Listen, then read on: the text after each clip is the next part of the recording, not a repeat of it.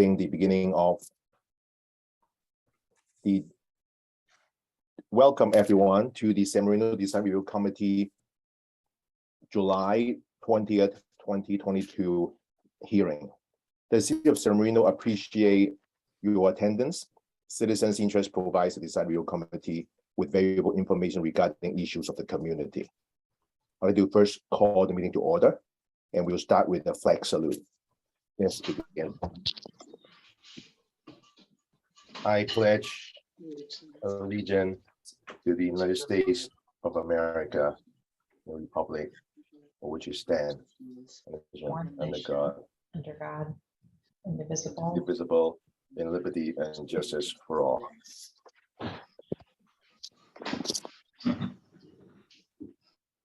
Thank you.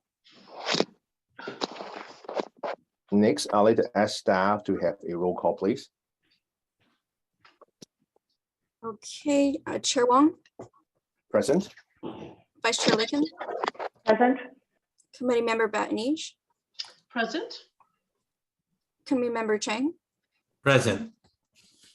Committee Member McKay, Present. Alternate Committee Member Rick Chow, Present. and Alternate Committee Member Tony Chow.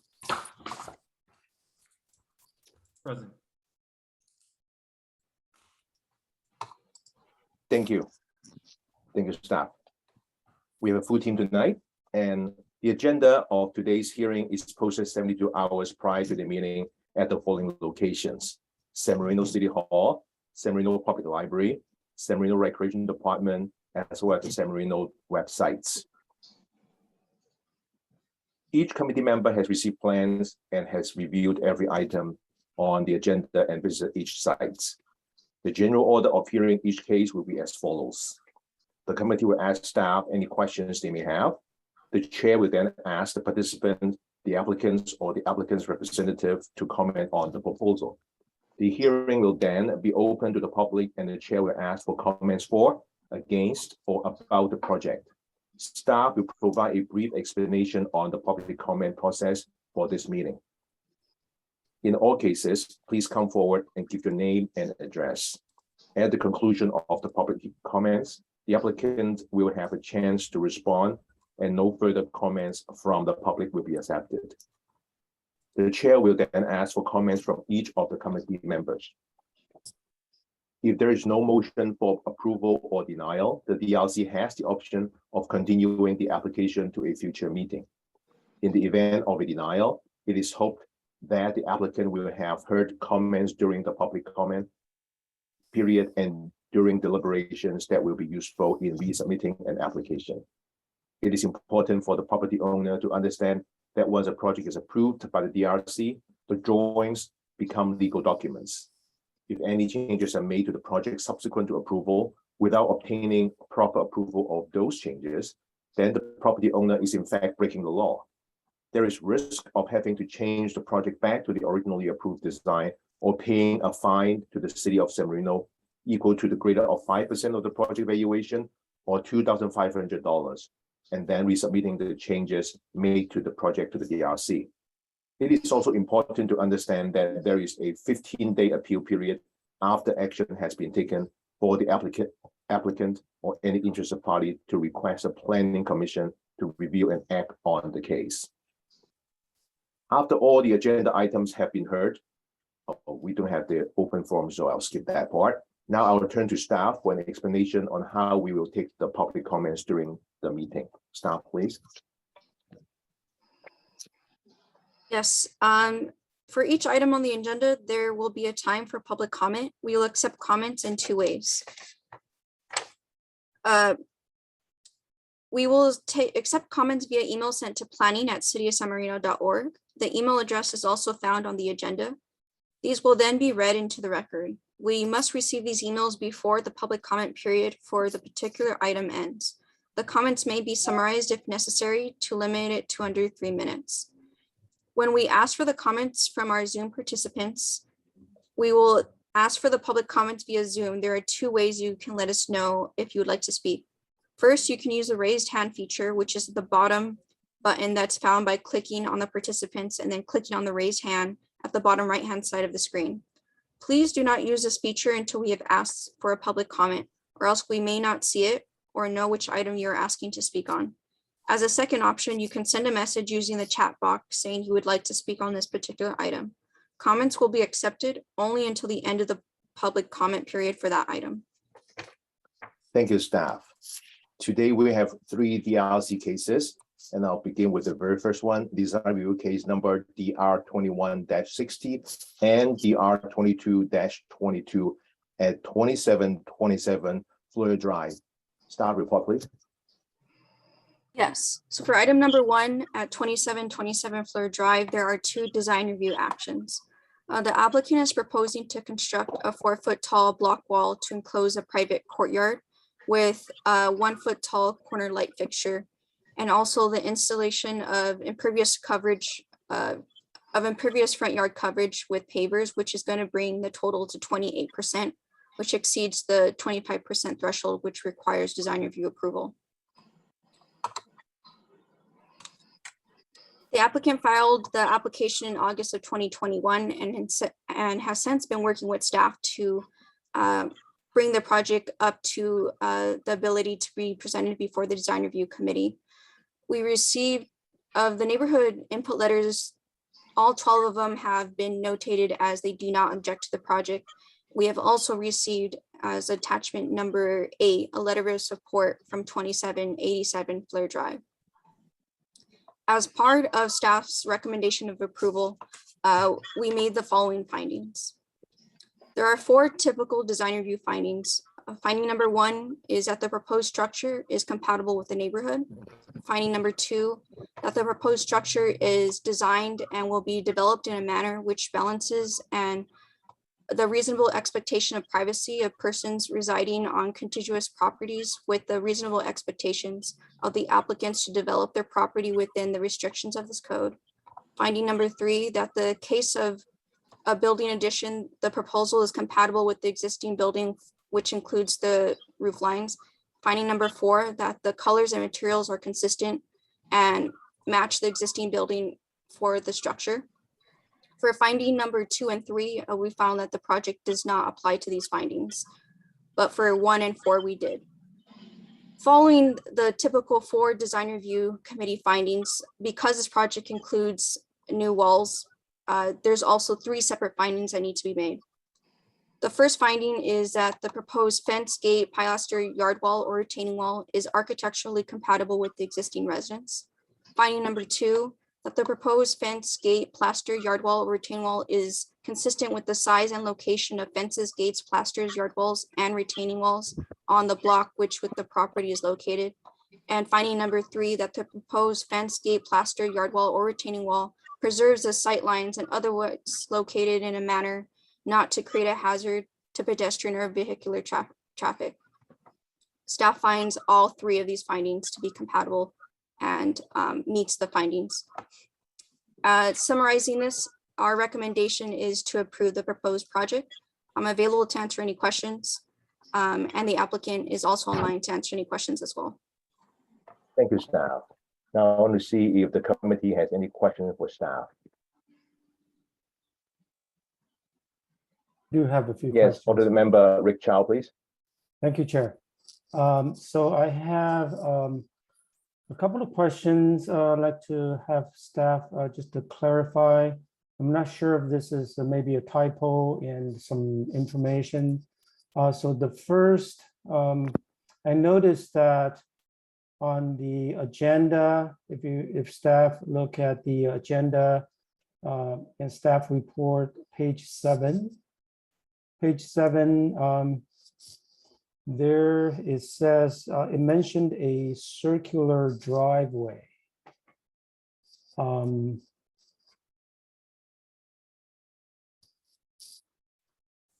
me see if I can help you to find it.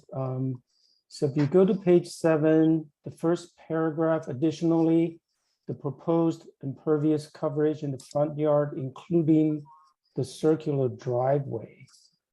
Oh, okay, page 7 of the entire packet together. Let's see.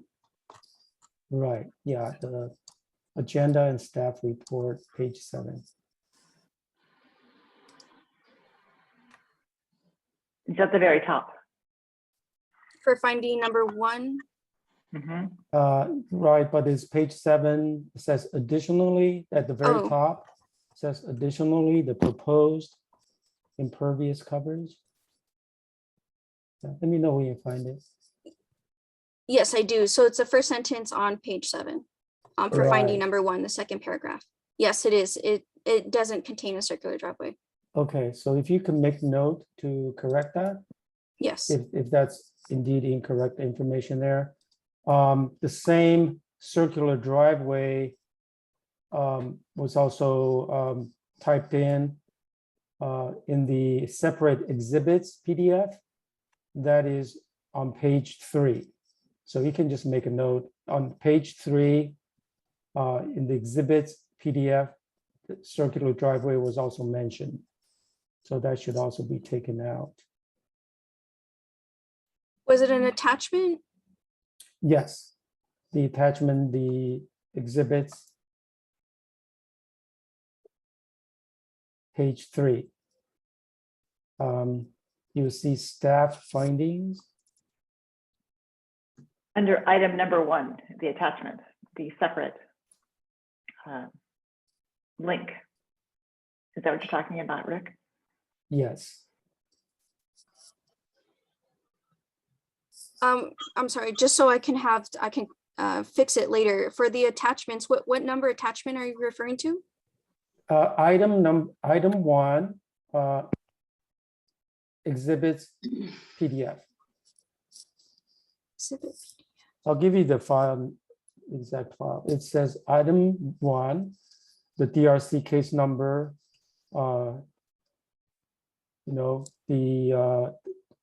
the address with exhibits PDF.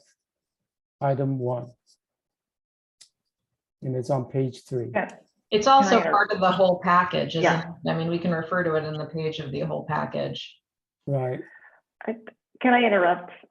sure. Camelia, when you have it posted, you have the documents and links. It says the whole agenda, and then underneath it, there's a link for each separate item. Oh, I see. And so he wants you to basically double check and do both of them, correct? I see, You're yes. asking Correct. to The make same sure staff that one, report. they're consistent with each other. Right. It's I Right, see. so it's not a separate Yeah. attachment on this one, yeah. normal, it's like the plans, it's like when we get printouts, we'll have the agenda and then we'll have the plans normally. When we get the- Yes. Yeah, so, I understand what you're saying now. Yeah, it's the Okay, same staff okay. report, just the same typo. Okay. okay, yeah, because sometimes, right, and you've made notes on those? Yes, Okay, The so the circular next driveway. one I also like to point out, I think it's also a typo. It's, if you just look at the agenda staff reports on page 36.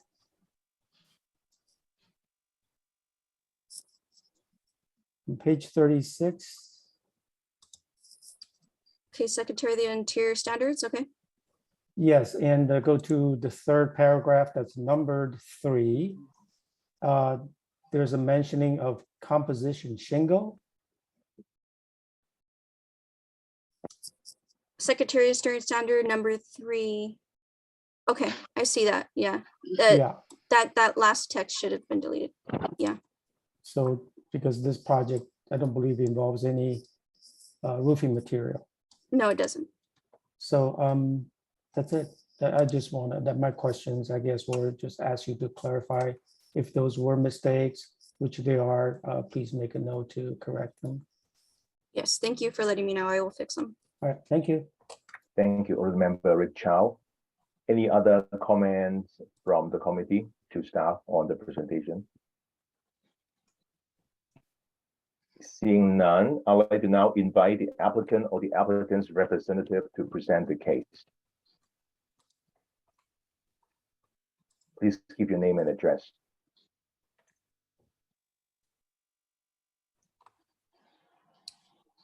Billy, we don't can't hear you. think-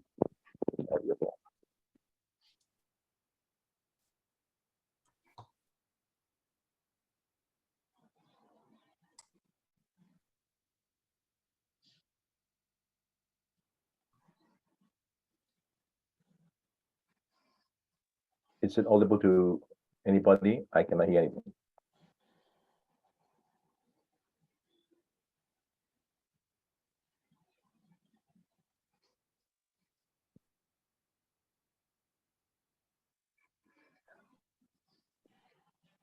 Excuse me, is it only me or is it coming through?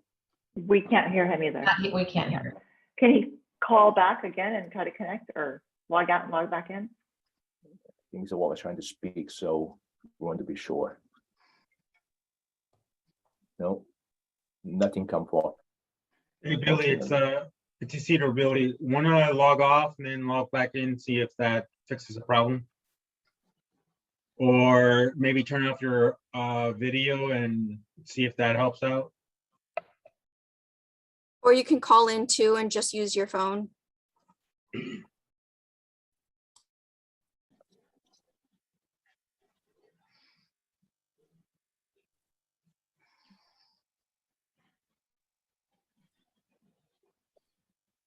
Mr. Walk? He's Chair Wong, he's trying to figure out what he's gonna do. Yeah, Okay. Thank you. I was the designer for the work. Could I speak for him? Please, by all means do. Please spell your name and address. Go Sure. ahead. My name is Ron Lee. I was the designer for the wall that he is asking for a permit for. Do you want me to describe the project? Yeah. Or And your address? oh, the address is 2027 Flower Street in San Marino.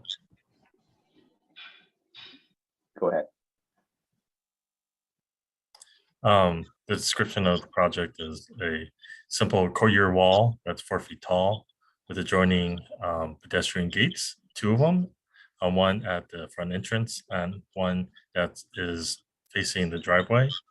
And we'd like to construct this wall that would be in the same architectural fashion, texture, color as his existing residence now.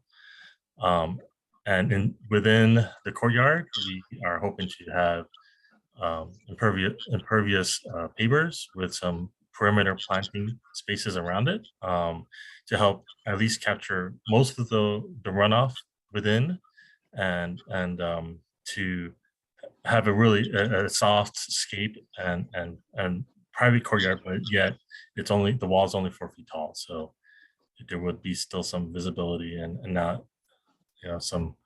It will still complement the architectural integrity of the house. We do want to also plant and a large tree on the front yard, keep the grass intact, and also have flowering shrubs and perimeter hedges around the walkways.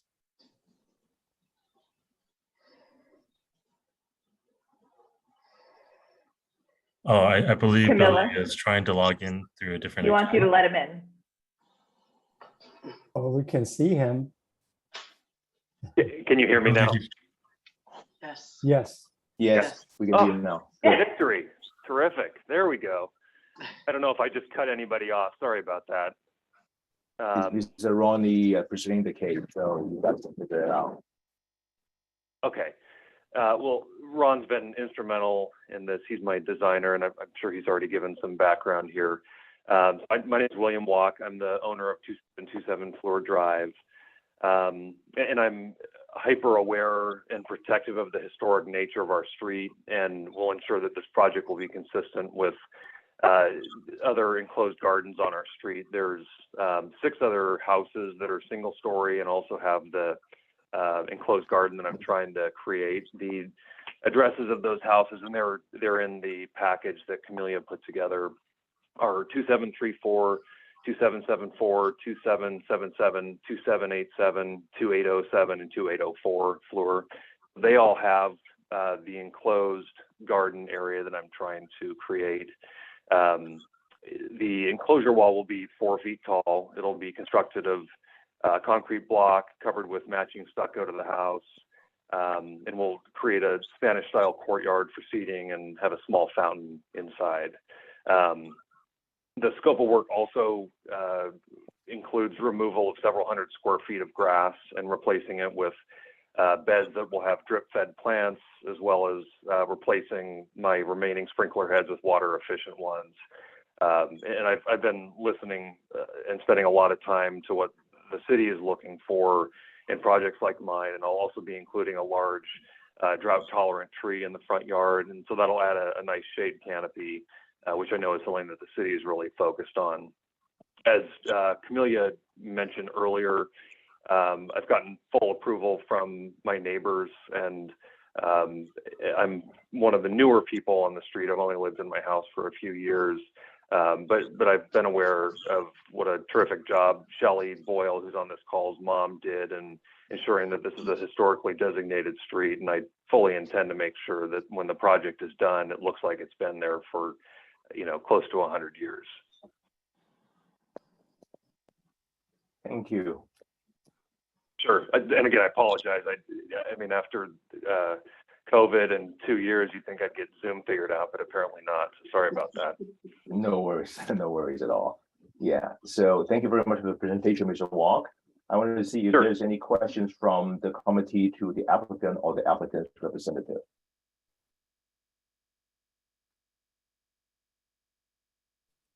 Anybody from the committee? Yes, committee member Chang, please. Real quick, just want to ask the designer and or the owner, the cap of that wall, can you be a little bit more specific about how you're going to finish that cap?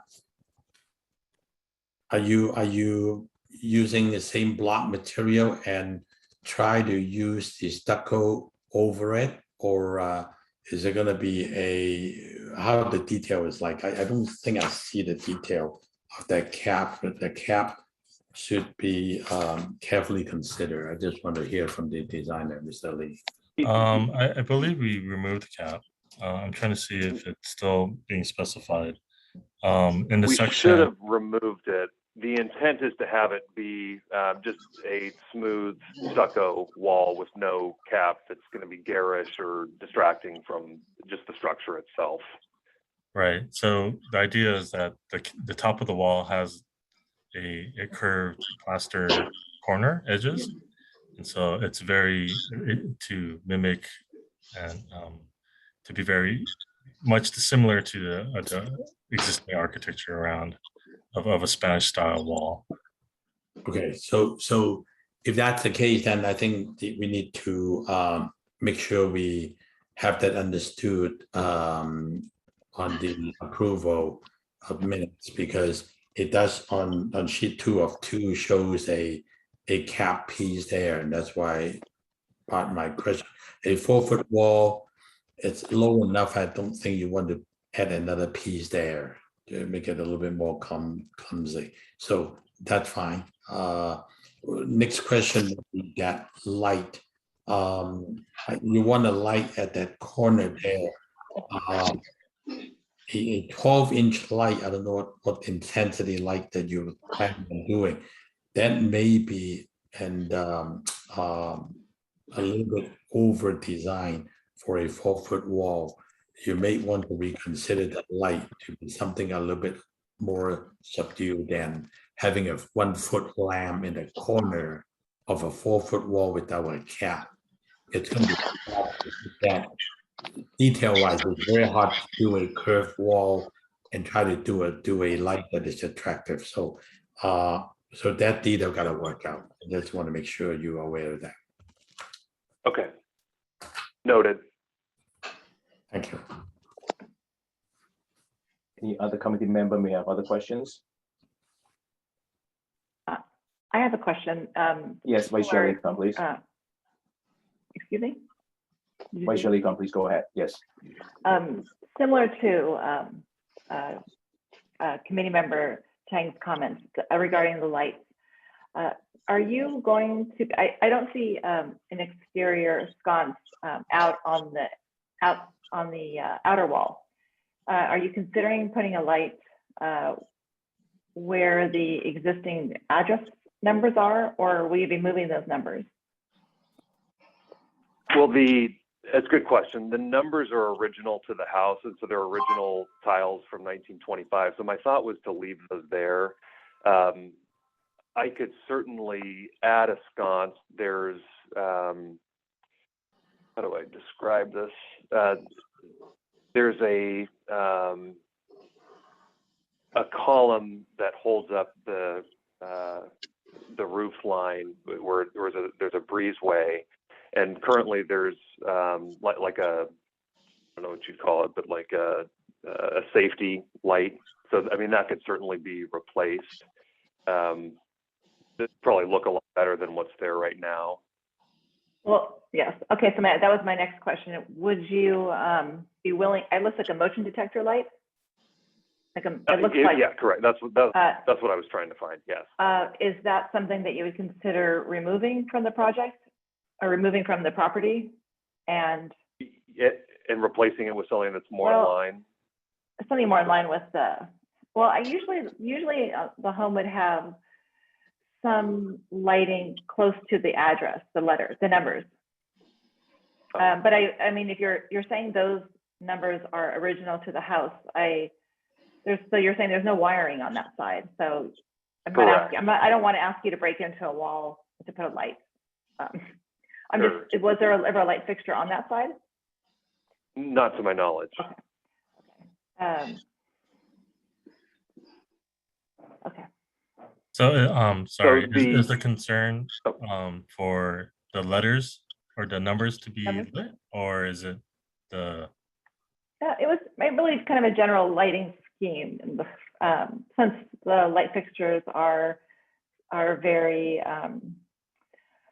characteristic of Spanish colonial houses, and I saw that you're requesting to add that foot, that's one of 12 feet tall on that kind of pilaster.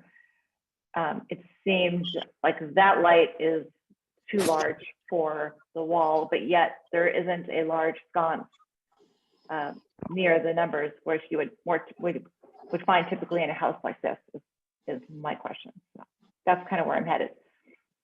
Okay. So what would you consider a different lighting scheme? Yeah. I'd like to have it be, I definitely want to have a light. I'd like to have it be kind of a smooth black wrought iron, so it's within the style of the house. I'm certainly open to looking into having it above the numeric part of the address, because I agree with you, that would look aesthetically pleasing. It's just kind of a matter of, I don't think I have, I'm thinking of the inside of that room. I don't think I have any electrical going through there right now. But I'm happy to look at it.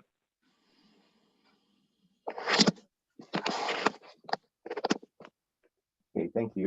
One more thing, Any have you thought about where, once you enclose it, your mail is gonna go, the mail person's gonna have to stop at one of the gates.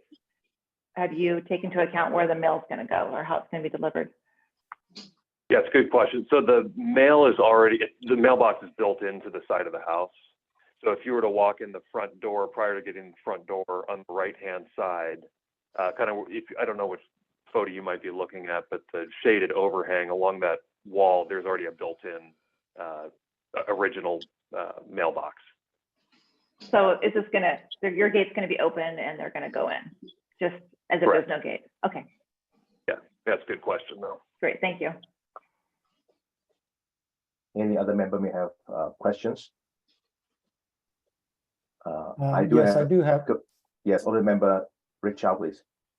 Thank you. I do have a quick question regarding the proposed decorative wrought iron gate. And I think so the look is it correct to say that is the wrought iron gate you have on page 11 in the staff report PDF, where you have a bunch of red arrows pointing. So there's a photo says 3 to 4 feet tall decorative wrought iron gate. Is that Yes. the gate you have in mind? Something similar to that. It will of course be see-through, and the concept is to have it be kind of light and airy, but still, I mean, if a broker is going to get in, they're going to get in. They're going to charge through that gate, but it's just to create the feeling that there's some enclosure there and complete the enclosure. Right, and the pedestrian on the side, the pedestrian gate is going to be matching, you think? Yeah, matching or very similar. What I'd like to do is try to find some original 1920s wrought iron gates. So I'm going to do the best I can, but yeah, the goal is to have it be matching. Okay, thank you. Any other member may have questions? I have a quick one for the applicant or the applicant's representative. Could you share your thought process on the 4 feet tall proposed block wall as your neighbor across the street, 2724 and 2734, they have their block walls lower than 4 feet. So I wonder what's the thought process and how tall do you intend to maintain the boxwood, the low hedges in front of the block wall? And just so I'm clear, so are you trying to understand the thought process behind the 4 feet, or are you trying to understand what the landscaping will look like in front of the 4 feet? Yes, why is it 4 feet rather than 3 feet or 2.5 as your neighbors across the street? And the second is the intended height of the boxwood in front of the proposed block wall. Thank you. Understood. So the 4 feet is because that's the maximum permitted within the city. And I do, this isn't going to be just a decorative little garden area. This is going to be a place where I intend to, have company sit down, enjoy it. And if it's only 2 feet or 3 feet, if you're sitting down, I mean, I'd rather not have people be able to look into the area. I'd like to have it be a little bit higher so that we can have some privacy within the wall. So that was the thinking there. And then as far as the boxwood balls, I don't intend them to be taller than the wall. So you'll be able to see the wall above the top of the boxwood. So, maybe the boxwood would grow to, 3 feet or something like that. But the goal is to keep the distinct architectural feature of the stucco wall visible, but then to have the boxwood soften it from the street. So in other words, the boxwood is to soften the block wall, but you do intend to show some architectural feature of the block wall to make it consistent with the structure itself. Yes, Yeah, and we do want, I do want to add to that the 4 foot height criteria helps mitigate noise too for the resident inside the courtyard, and also for the residents around. We're not asking to have parties out there, but at least some romantic and intimate space within that courtyard, and it'd be very decorative inside too as well. So that 4 foot wall, we felt like it's a good balance of both privacy and also security as well. Thank you both for the comments. Anybody else? We have questions for the applicant or the applicant I have a representative? question. Yes, Yes, committee member Bennett, please. Thank you, Chair. I do have a question, since, there's a lot of wrought iron that is going to be introduced by this project, and of course, that's a very appropriate for a Spanish home and a sort of Spanish San Marino home. I was just wondering if, I know that there's a little bit of wrought iron in the driveway gate, but I was just wondering if there was consideration of a wrought iron for the whole gate, and if there was any consideration of perhaps something not as opaque, something with some sight or some visibility. So it's a good question, and just so we're on the same page, were you able to see the example of my neighbor to the east? Yes, at 2737. Oh, okay, so you're referring to that. Yes.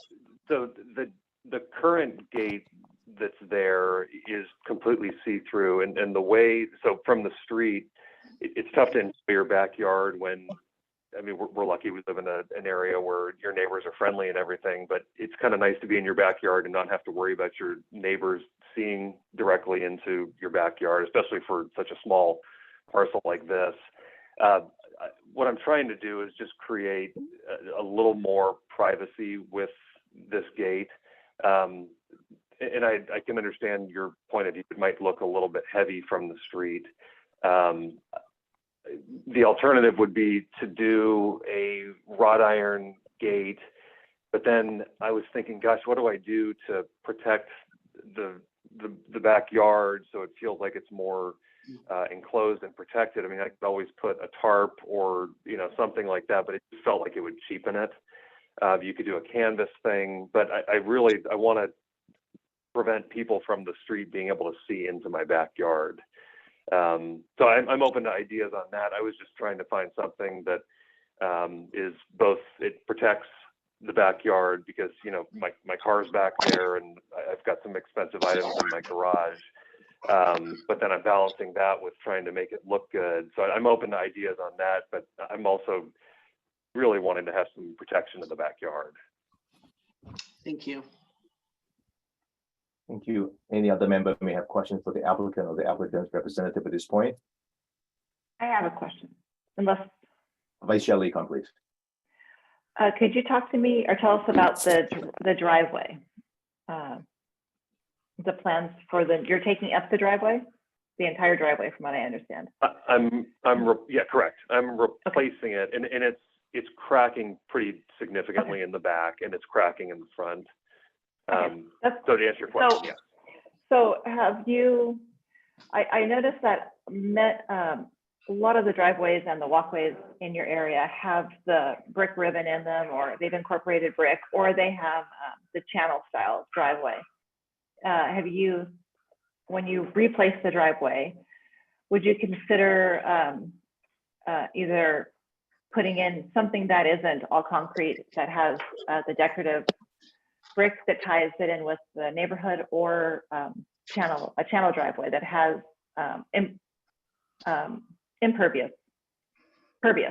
pervious spots like through the center? Sure. Yeah, and that's another good question. I've wrestled with this quite a bit because I have actually walked every single house on my street. I have the narrowest driveway of anyone on my street. And so over the years, people have expanded and done that. No one has ever expanded my driveway. So my only concern is I'm open to thoughts. If I do a channel in the center, it's already, I think it's less than 4 feet wide. So it just doesn't leave a lot of space for, maneuvering a car. I drive a sedan, and if there were an SUV, there's just no way. But I'm certainly, I can talk to the concrete contractor and see if he has some better ideas rather than just replacing what's there with the same thing. Well, right now you have some brick. Were you going to continue and replace that again, or were you just going to go with plain? I see what you mean. I was going to go with just plain concrete. Okay, and were they going to stain it to look like antique concrete, or because there is ways to make it look like it's been there for a long time? Yeah, and I think I've got a note. So the color and the texture is going to match the existing. So I'm going to make it look as old as possible, but still, function better than what's there now. Right. We could stain the concrete to give it a little bit more texture so that it doesn't look like just flat, smooth gray concrete. Yeah, there's like an antiquing color or something that they add to it that makes it look like it's been there for a long time. Right, a hardener or some stain that we could apply onto it.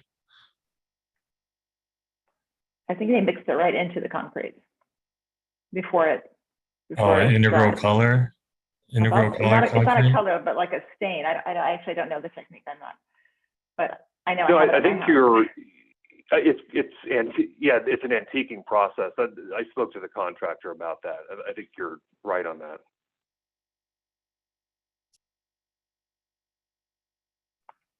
One more comment about the driveway gate. I think that a wooden gate is appropriate for the style of house. I think that with the heavy beam you have over that window and then the posts, that a wooden gate would be nice, and it would give you the privacy. But I think that maybe the style of the wood should look a little more kind of rustic, a little more Okay. wider beams, wider pieces, and maybe some hardware that gives it some authenticity, you know. So I think that one example that we saw was a little kind of generic. It didn't really have that kind of Okay. Spanish feel, but it's the right idea, but the design details weren't quite there for Okay. this kind of neighborhood, you know, in this kind of house. I think- Yeah, okay, that's point well taken. Okay. Okay. I think that's it. Thank you.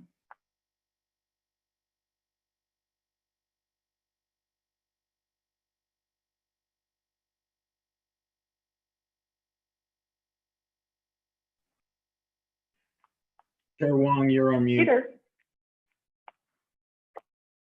Thank you for the reminder, everybody. I want to thank the applicant and his representative for presenting the case to us. And I'm going to close the session and then ask for any public comment that they may have. Please raise your hands if you want to say something. We do Staff, have is there one. Anybody? Yeah. Yes, we do have one public comment from Shelley Boyle. Please go ahead, Ms. Boyle. Hi there. Thank you so much. My name is Shelley Boyle. I live at 2787 Fleur Drive. It's very nice to see you all, especially you, committee member Chang. It's been a long time and I like seeing your face. I am the current chair of Planning Commission. I am the current chair of Planning Commission, for full disclosure, and obviously a resident of Fleur Drive and a neighbor of Mr. Walk. I had submitted a letter and I will not read it in full, but I just wanted to come on and reiterated my support for this project. Additionally, just because it came up, Chair Wong, my house, as well as 2807 and 2804, just so you know, we have legal non-conforming walls of 5.5 feet. So even though the legal neighborhood of Mr. Walk is slightly lower, his 4-foot wall is actually, I would say, consistent and under what many of the residents have. So I just wanted to bring that to your attention in terms of the height of the wall proposed. But I will make this super brief and just say I wanted to reiterate my support for this. And I hope you all approve it, because I think that it would be a value add to our neighborhood and would very much improve 2727 Fleur. Thank you. For clarification. Appreciate it. Thank you. Of course. Thank you. Anybody from the public may want to add any more comments? Staff, you have any other? I do Residents? not Okay. have, and I have not received an email. Thank you. As such, I'll now close the public hearing and begin the committee member discussion. Committee member Bennett.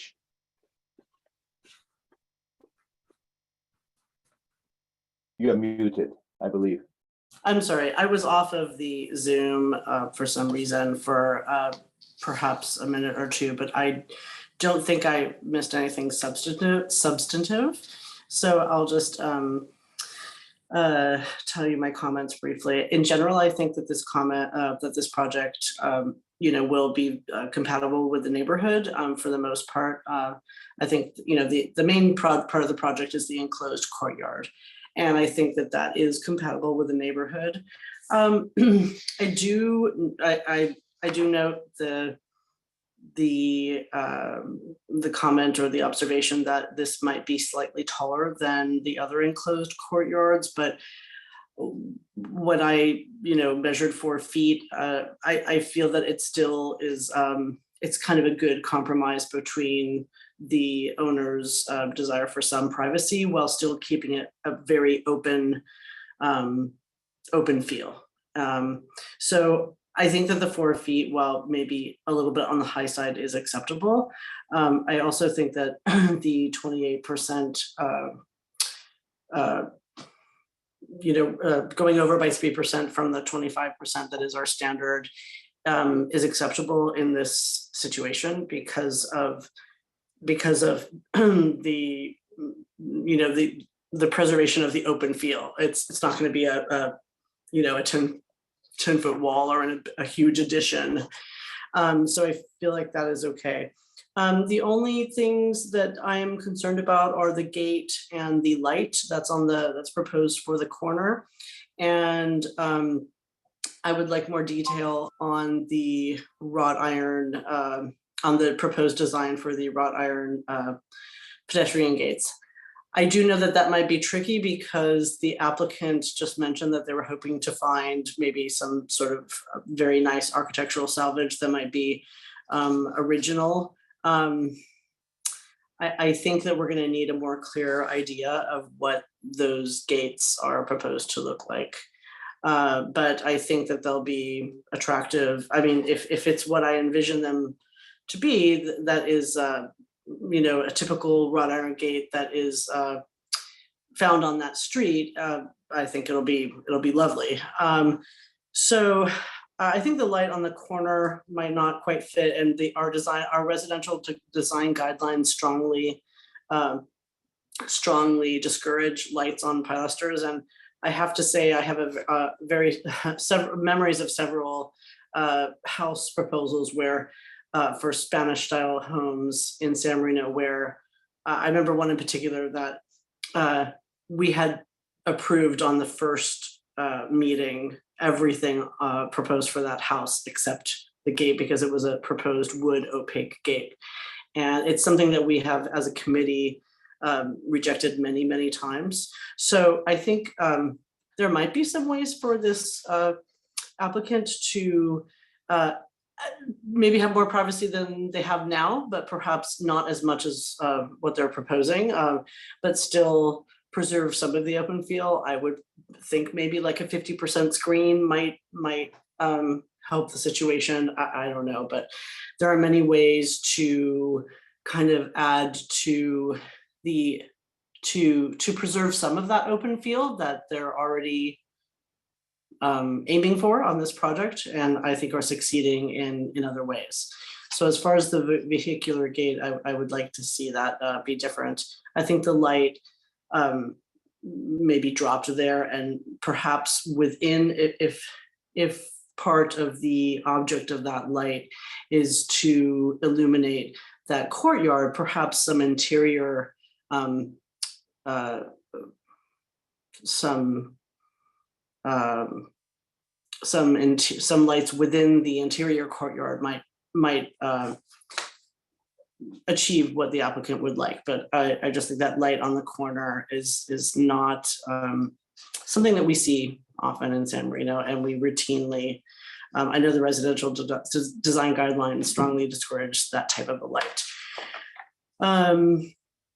And the removal of the security light would be something that I would love to see proposed as part of this project. I think that would help the characteristic feel. I would be surprised if the applicant wasn't already planning on changing that as part of this project, but it would be nice to see that included in the project. So overall, I think the applicant, the main point of this application, which is that interior courtyard, is fine, and that idea will, the execution of the idea that we saw here for the most part will be compatible. Thank you. Thank you, Committee Member Bennett. Committee Member Chang. Yes, I basically concur with what comment was made. I can support the project. I think it is a good addition to kind of complete the site plan of this particular project. Having that courtyard in the front is an improvement to the building siting and setting. So I can support that. I would again recommend consider not using the proposed light but consider using some landscape lighting inside the courtyard. There could be landscape lighting, there could be walkway lighting, there could be indirect lighting on the wall to give some indirect light to the courtyard's function. So that when they sit and chat, they got some very cozy indirect lighting. Rather than having that light in the corner, it's a little out of place, especially when you try to make that that wall cap a smooth cap. It will be awkward to have any additional lighting on top of that. It destroy the architectural detail. So that would not be the right thing to do. Other than that, I think the proposed landscape plan works well with the little proposed courtyard, and that driveway gate, maybe the owner can consider having some perforated panel that is, it give you some sort of privacy, but it also give you some kind of openness instead of having a solid panel. So that's something that I think they can work with staff to make it work, or maybe through the was one of the conditions. Other than that, I can support the project. Thank you. Alternate member Tony Chow. Yeah, I appreciate the thought, especially with the landscaping, and I can understand the want for having that courtyard space due to that driveway and the yard usage. I think I still have a little problem with the block wall. I think mainly being 4 feet, not particularly the height, but because if you look at it from the frontage, where it seems imposing is because it's like 90%, 90+% of your eyesight when you look at the frontage. I know you were trying to balance in between and do some landscaping to balance it out, but then also want that privacy. But yeah, for me, that's the main hindrance to really support this. Is I feel like that, especially when we're talking about the driveway being, I think it's like 4 feet plus a little bit, we maybe have 6 feet there, and then it's a solid block wall across. If the landscape doesn't properly cover it, then it does seem imposing to me. Thank you. Alternate member Rick Chow. Thank you, Chair. I agree with most of the comments so far. In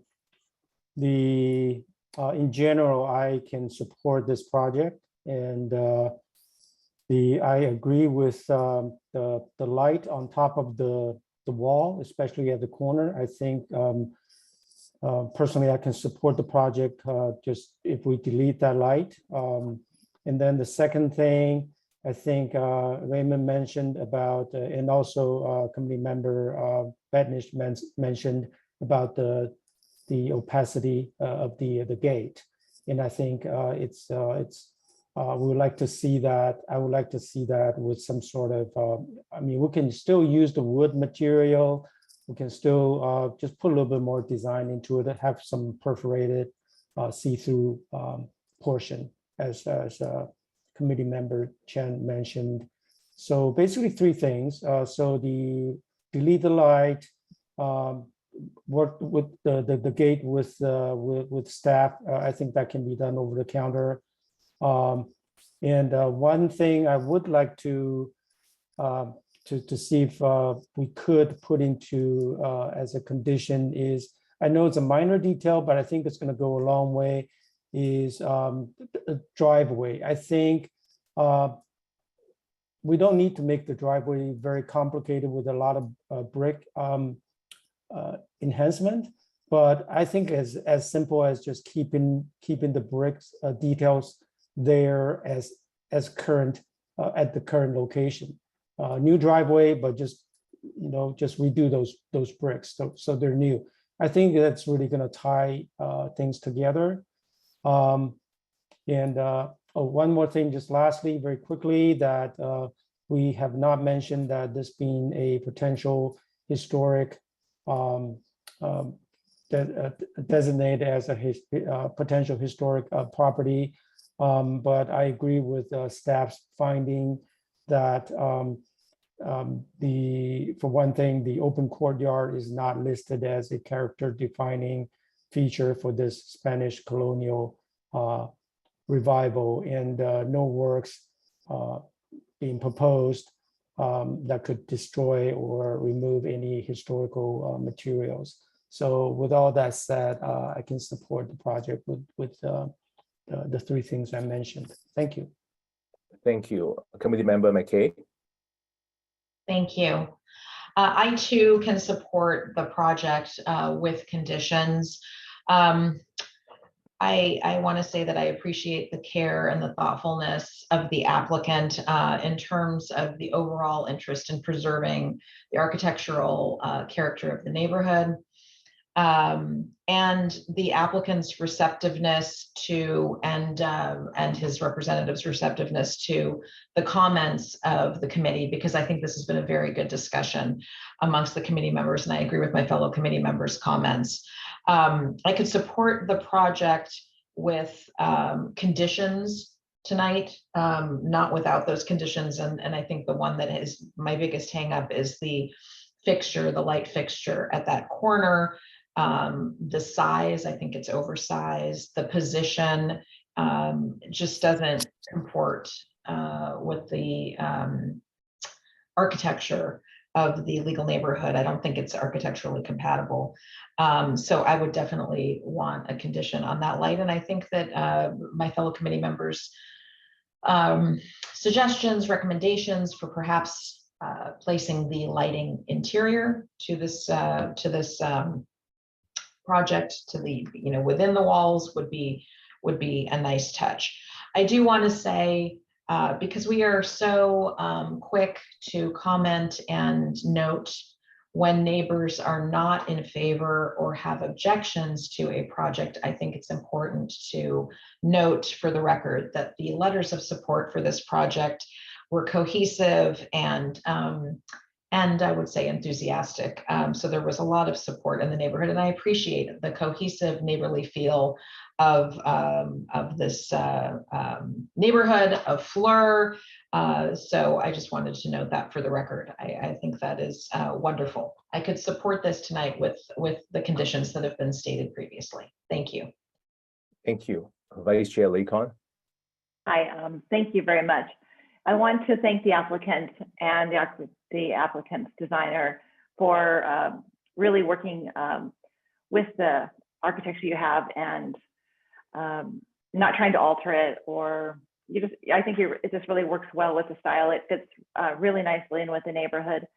And the courtyard has that cozy feeling that you have in your neighborhood, because that block has so many courtyards and homes are so close together, but yet it's what makes it special is that your little spaces you have along the way. And I think that the courtyard is compatible. I understand the one comment about the height, and I drove around to other neighborhoods, specifically besides the Mission District, but I went by the street that has the Walls Neff track, those spec houses that are all very small on small lots. Not that your house is small, but they're all small Spanish houses on Berkeley off of California, and specifically to look at walls and gates, and the walls were tall, the gates were high, but they were all done in that smooth stucco that blended well with the house, and they varied in height. And the gates, if the direction the applicant you're going for is the antique original type of wrought iron, which would be very nice with this house. So I could support the gates, but the wall, I can support the 4-foot wall due to that. I think as a design aspect, I think it would be nice if there was a portion of that wall that had some kind of a venting in it, a decorative space. If it was the stucco tiles, the roof tiles they put in a little, so the little bit of breeze can go in and out, but it kind of just breaks up that block. It would be a necessary thought, but I think it'd be nice. You have the vent, the decorative vent on the top of the window in the front. I think that would be something nice to kind of do something to open up that a little bit. But so the condition I agree with, everyone is the removal of that light fixture on that corner. Now, it's been interesting to hear the different ways to make light, but my thought with that light was because when you're always going to be the resident, you're always going to be entering the home. If they don't go to the backyard, they're going to be entering through that side gate. So at night, you're going to want a light there. So I think that something that comes up, maybe like a landscape lighting that hits the wall, or something that is much smaller, that is a down light, could give you that. Even if you had, I don't know if they do this anymore, the garden light that has a little down light on that. You probably have a step right out there, a stone or something. But you do need a little light there for to enter your home at night. So the condition would have to be remove that light, remove the motion detector light in the front. And as far as the gate in the driveway, I can support a wooden gate with the wrought iron around it in a more decorative design that would be more compatible with the home itself. Something with the wood is kind of more rustic looking and maybe some hardware on it that gives it a look like it's been there. And the driveway, I agree with a committee member with leaving the brick where it is, since channel is not an option. And I would like to see a light above the numbers if that was possible. But other than that, I could support it. Thank you. I must say the applicant is, go ahead. I'm Wait, sorry, sorry. I forgot to mention to thank all the neighbors who participated, and I want to applaud you for all the support you have in your neighborhood, and that you're all working together, and that you were able to come up with that. And thanks your neighbors for participating. Thanks. Thank you. Thank you. And I must echo that the applicant's passion for the property and the neighborhood is contagious, as evidenced by the fact that the committee has shared a lot of thoughts and applauding the entire process. And a 12-0 support from the neighborhood is really stellar and remarkable. I also appreciate the thought of the designer. The 4-foot wall on its own can be intimidating, but bear in mind that this is on the north side of the road and the property is actually elevated. So when you are walking on the sidewalk or driving by, that 4-foot wall actually is diminished by the up climbing slope of the terrain. As a result, the characteristic of the architectural feature of the property is not materially impaired. So as a result, even though the applicant is using the 4 feet maximum, it is not taken as an abusive manner. So I see no problem with the 4-foot wall, as well as the 3 feet or so hedge in front of it, which would add additional feature to the block wall. I can see the project very approvable and supportable, but I also see a few outstanding items, and I want to ask the committee the best way to resolve it. I note down the added opaqueness of design for the driveway gate, the removal of the light fixture on the proposed block wall, the addition of lighting above the ladder, as well as some lighting by the front gate, front door. So I want to throw it back to the committee as to how do we want to move forward, or if there's already a proposal.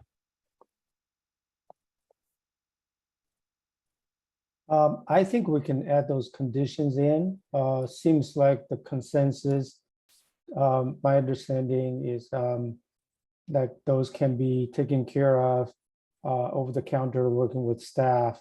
And if I may add, if that's the direction we're going, I still like to bring back in the condition of having the brickwork where it is currently in the new driveway.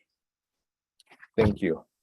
Yeah, I would like to add that, yeah, brickwork, the kind of paver bricks would actually help mitigate any root movements over time, because as trees are getting bigger and bigger, which I applaud the proposal of having a mature tree in the front, that could damage the driveway. Of course, it would be a few years down the road, but it could help if it is a paper brick that could remove and put back without much, construction and drilling and whatnot. So just an idea that I think is interesting. Any other additional comment from the committee?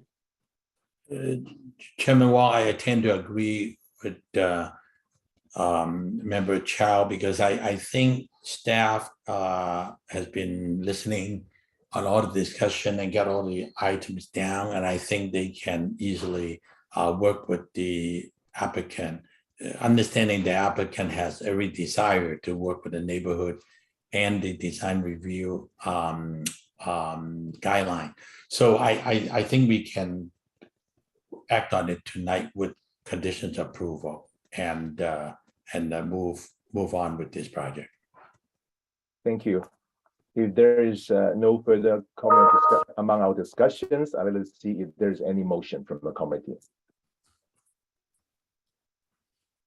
Anybody want to give it a try? I didn't give it, I was motioning to speak, but I think that the chair, you didn't see me. Oh, sorry, yeah. Yeah, it's Right. okay.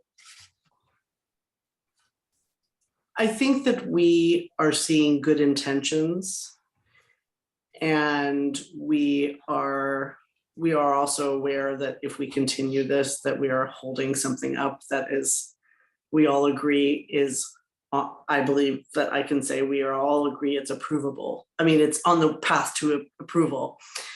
I think that, I can think of right now we don't have a gate. We don't have the designs for 2 gates. We don't have a design that any of us have indicated approval of for the vehicular, for the driveway gate.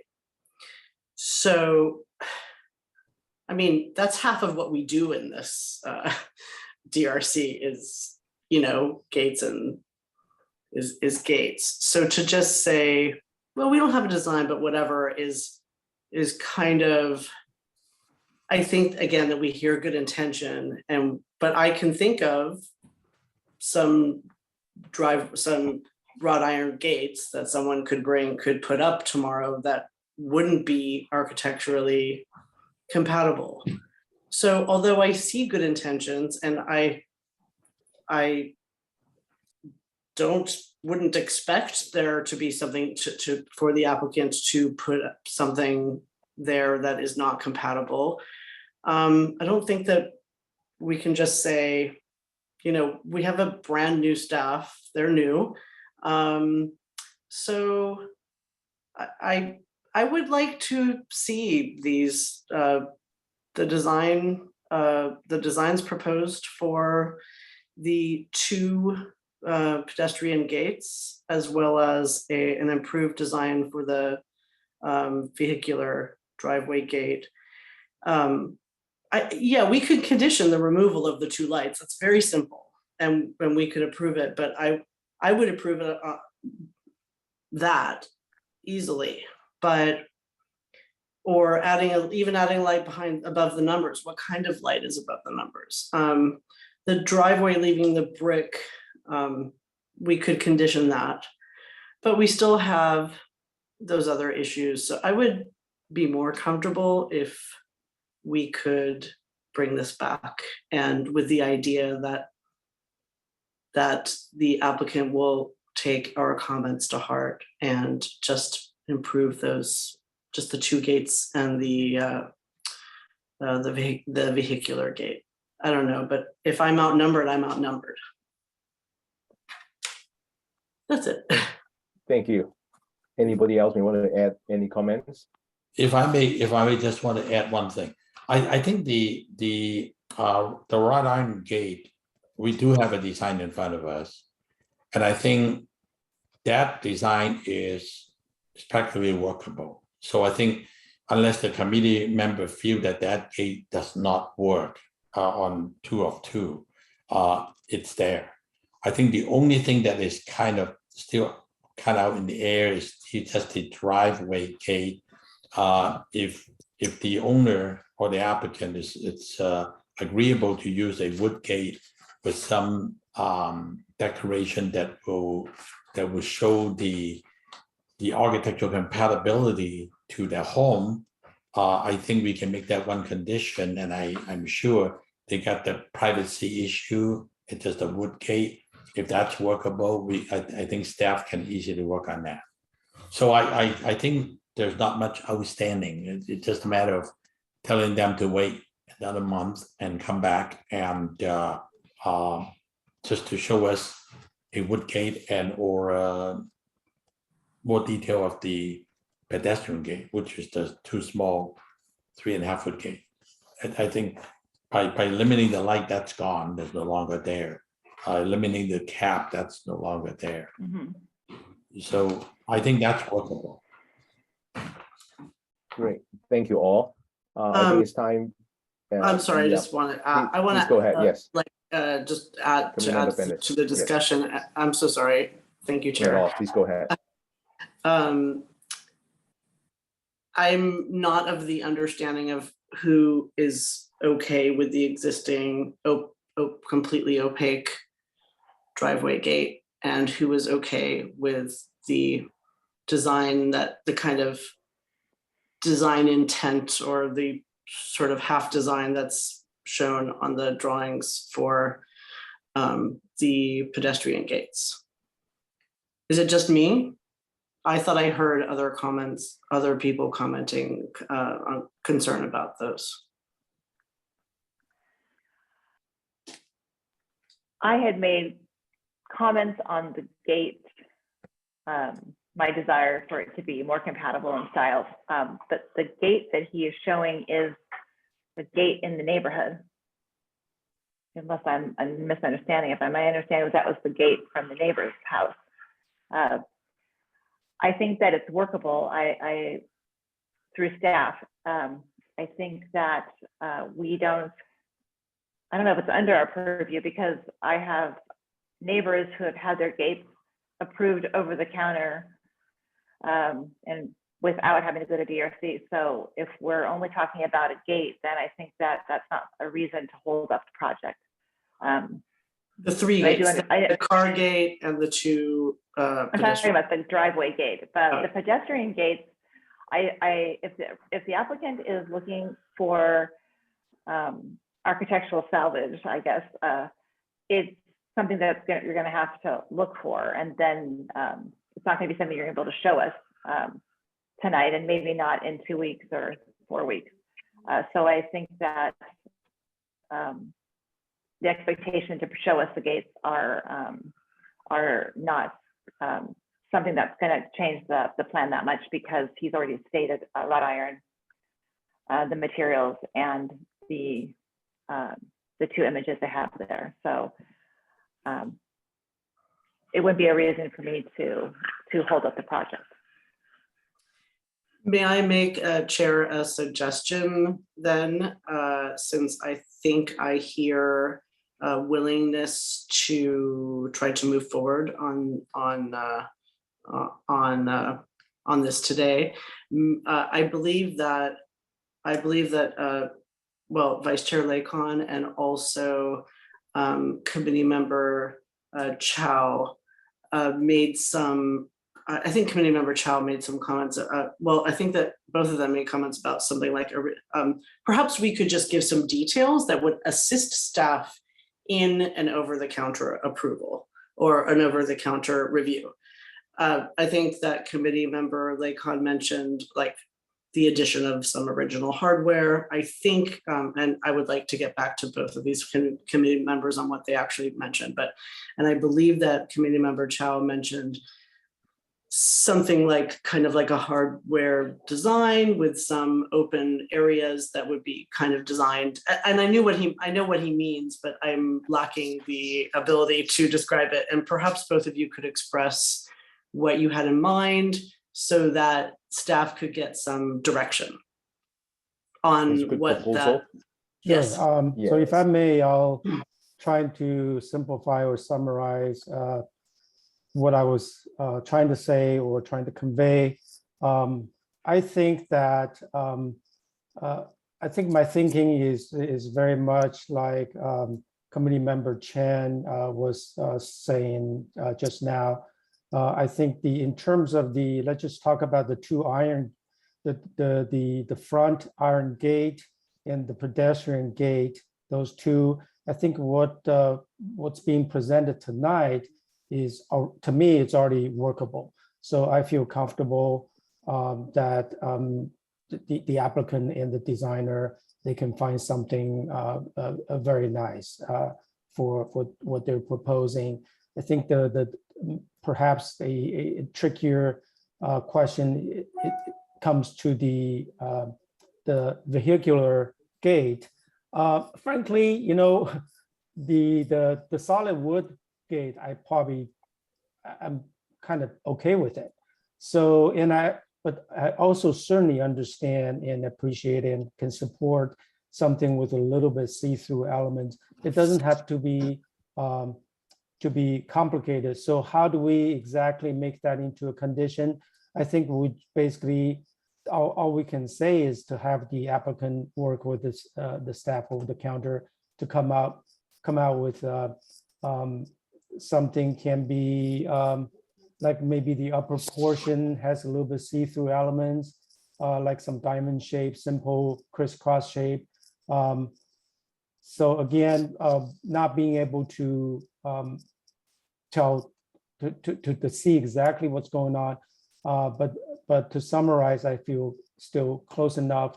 I'm comfortable enough to have the applicant and the designer to work with the staff over the counter to come out with the solution. do you So I think? hope that, yes. Oh, yeah, I just would like to ask if anyone on the committee thinks that it would be reasonable to suggest something along the lines of the addition of hardware and perhaps a design that has maybe 20%, some sort of percentage that's not opaque. That's not solid hardwood only. As you mentioned, that still gives the applicant and staff some leeway to design something with some elements that they prefer, that they like, that they can choose, as long as it kind of goes along with that Spanish style of, like you said, on top. It could be on top, it could be on the sides, it could be just in the middle, it could be a little bit in between each spaces, it could be a screen, it could be, you know, that might allow some creative leeway while still achieving something of what I think that everyone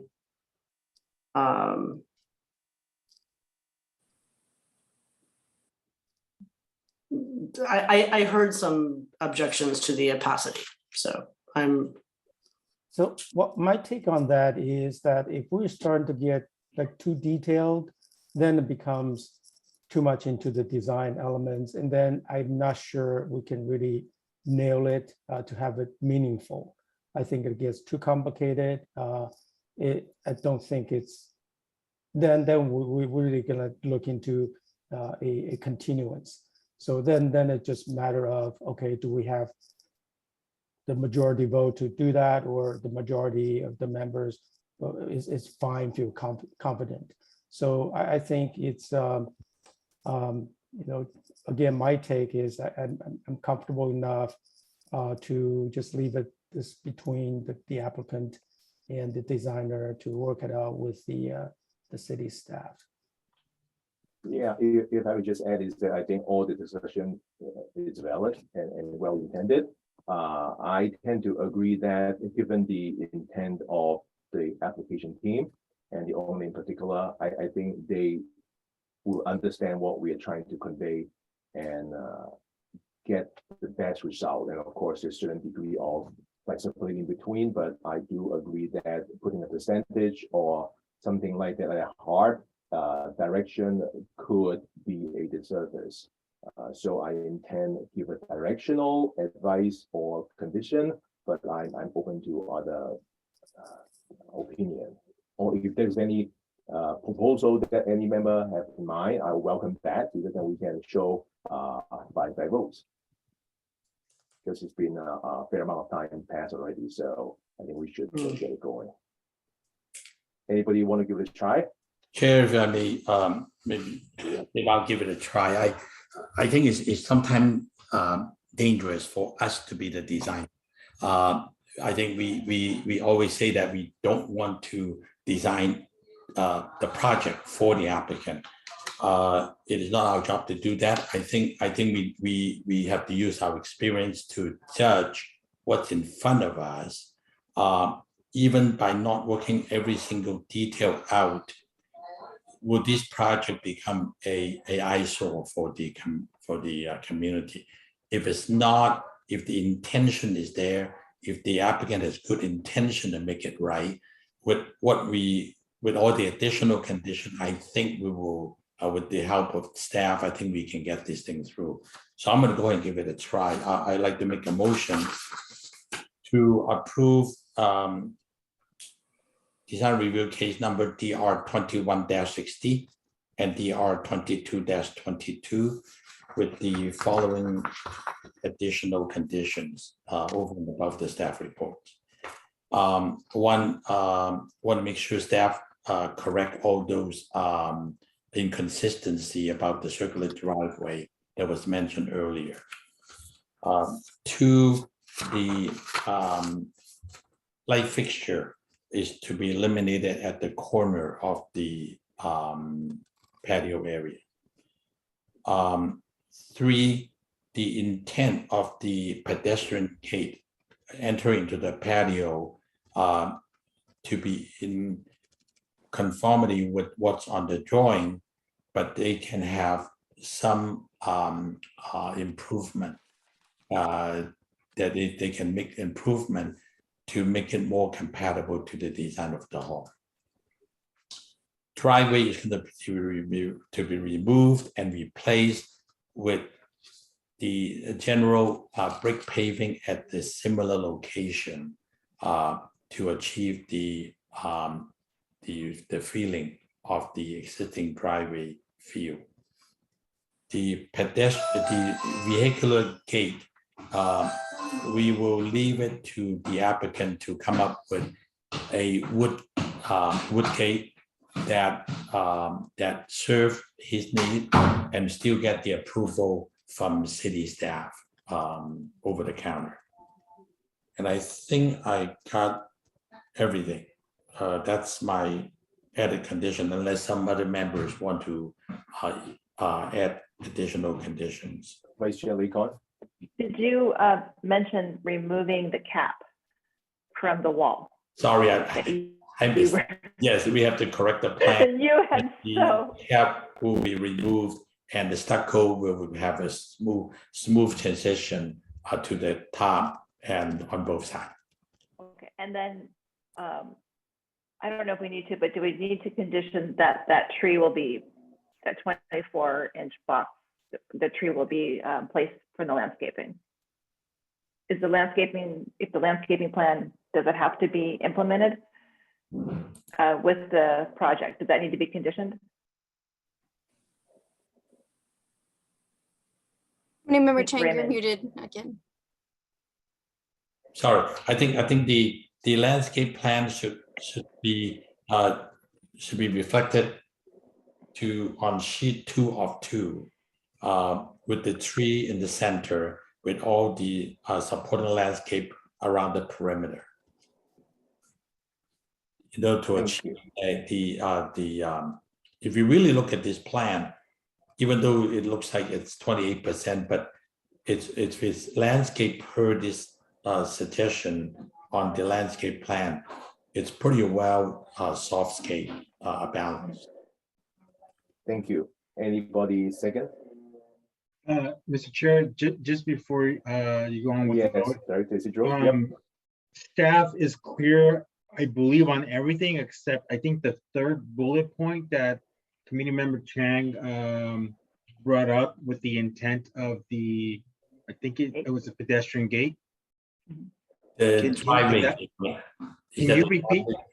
Can you repeat that so that we're clear as to what that is?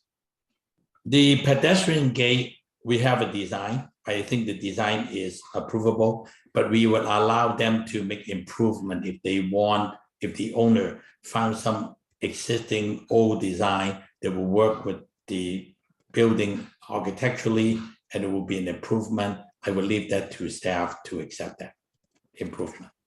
But otherwise, we go back to the plan that will be acceptable to me. I see. Thank you. Appreciate the feedback. And I would Okay, like is it to clear? also clarify that the pedestrian gate you're calling out is the elevation pedestrian gate and not the pedestrian gate on the material board. Is there, I'm referring to the proposed site plan on 2 of 2. Okay, the Yeah. elevation. Yeah, on the elevation, as I see here. Is it clear, staff? You got everything down? Yes, Yes. Mr. Chair. Thank you. Thank you both. So do I have a second? I can second that. Vice Chair Lee Kon second. Now please have a vote. Okay, so for clarity of minutes, Committee Member Chang did the motion and Committee Member Vice Lakon Chair Lee seconded. Kon second, Oh, yes. Vice Chair Okay. Lakon. Can I add, I think I forgot something. Is it too late to add another condition? You can amend the To motion, amend, can we amend the motion of course. to remove the motion detector? The security light. Yeah, Committee Member Chang, are you? I will okay accept with that amendment? amendment, no problem. I will accept that amendment. of course. That item is being amended and added into the motion staff. Do you have that part? Removal of the central light? in the front? Yes, Thank okay. you. So with that amended motion, for the roll call, Chair Wong, Yes, Vice Chair Lakin, Yes. Committee Member Batnish, No. Committee Member Chang, Yes, Committee Member McKay. Yes. Okay, so 4-1 vote. thank you. Now we are moving on to design review case number DR 21-82 at 2398 Huntington Drive, the Cathay Bank property. Staff report, please. Yes.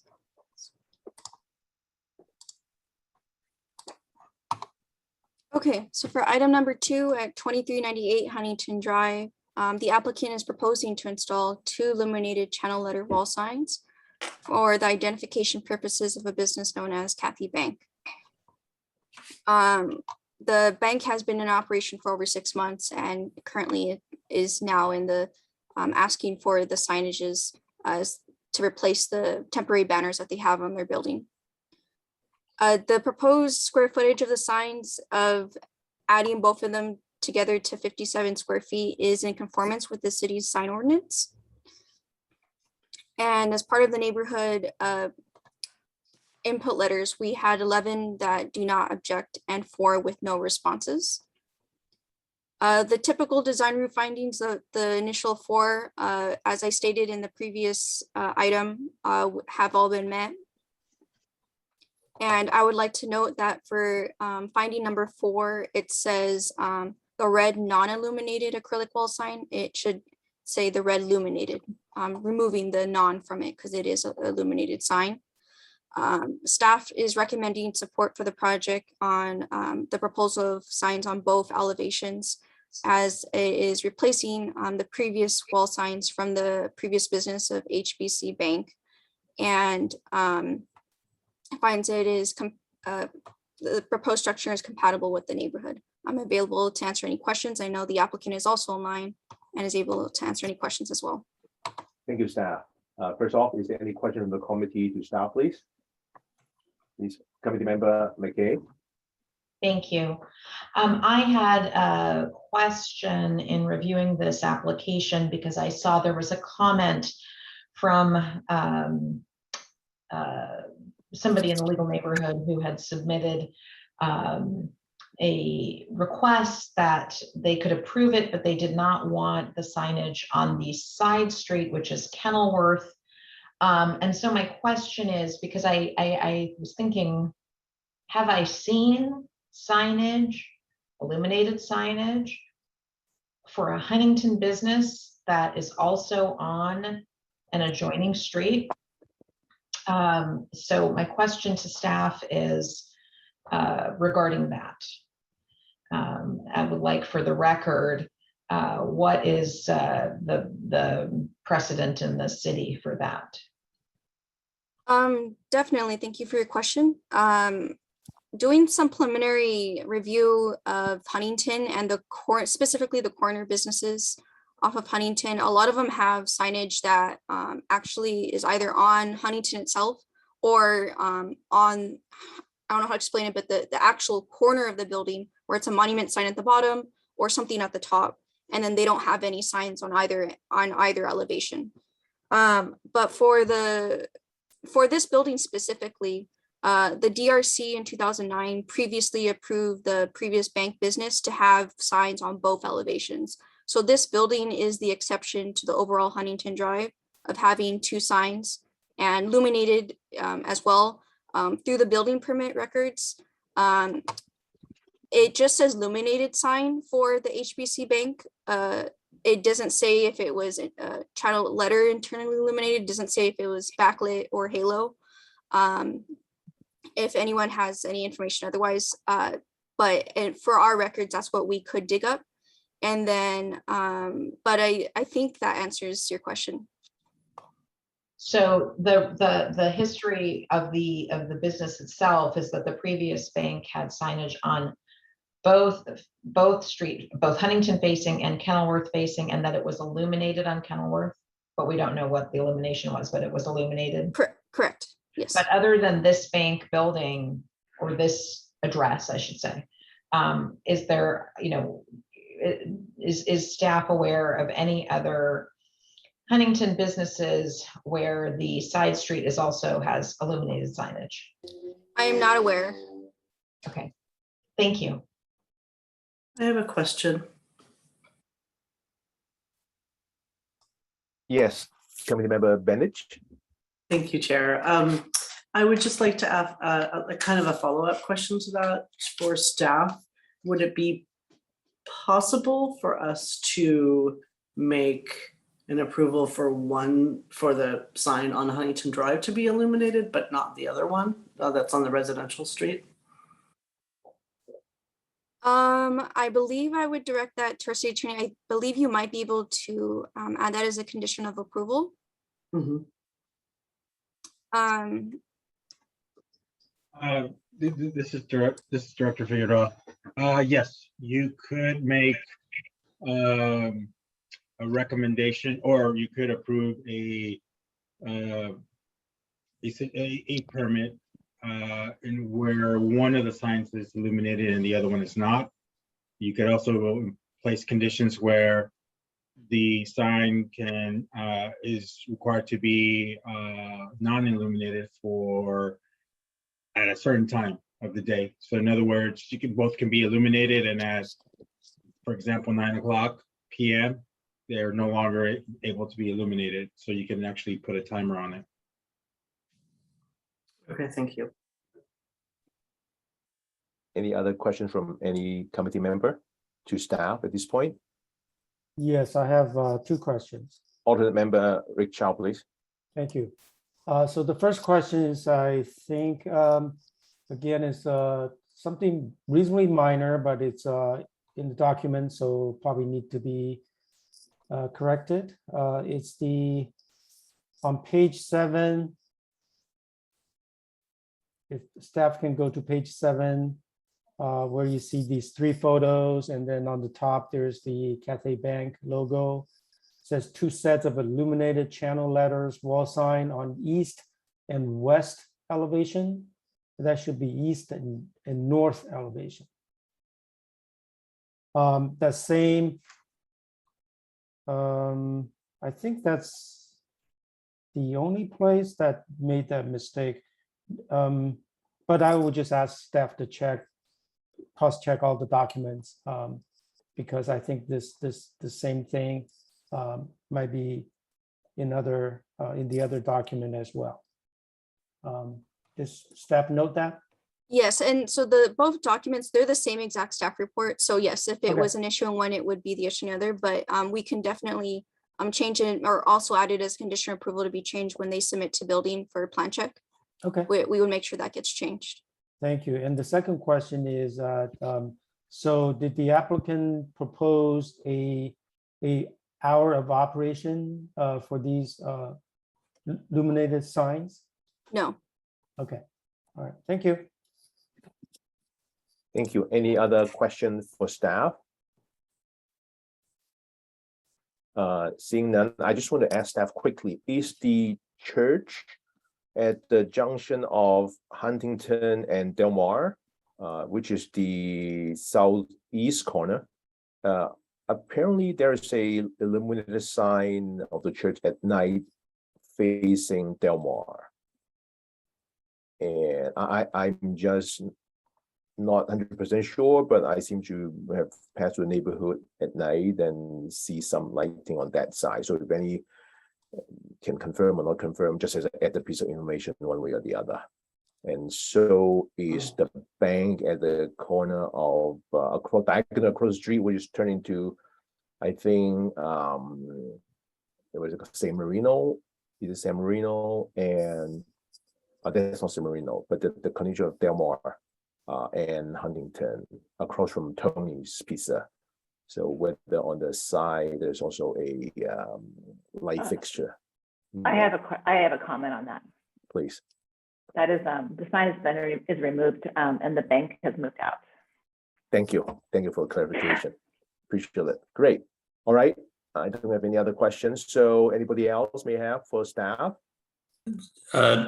Chair, I just have one quick question for staff. Yes. Have we- Go ahead. Yeah, the plan doesn't show the HSBC letter size. Are they also about 18 to 24?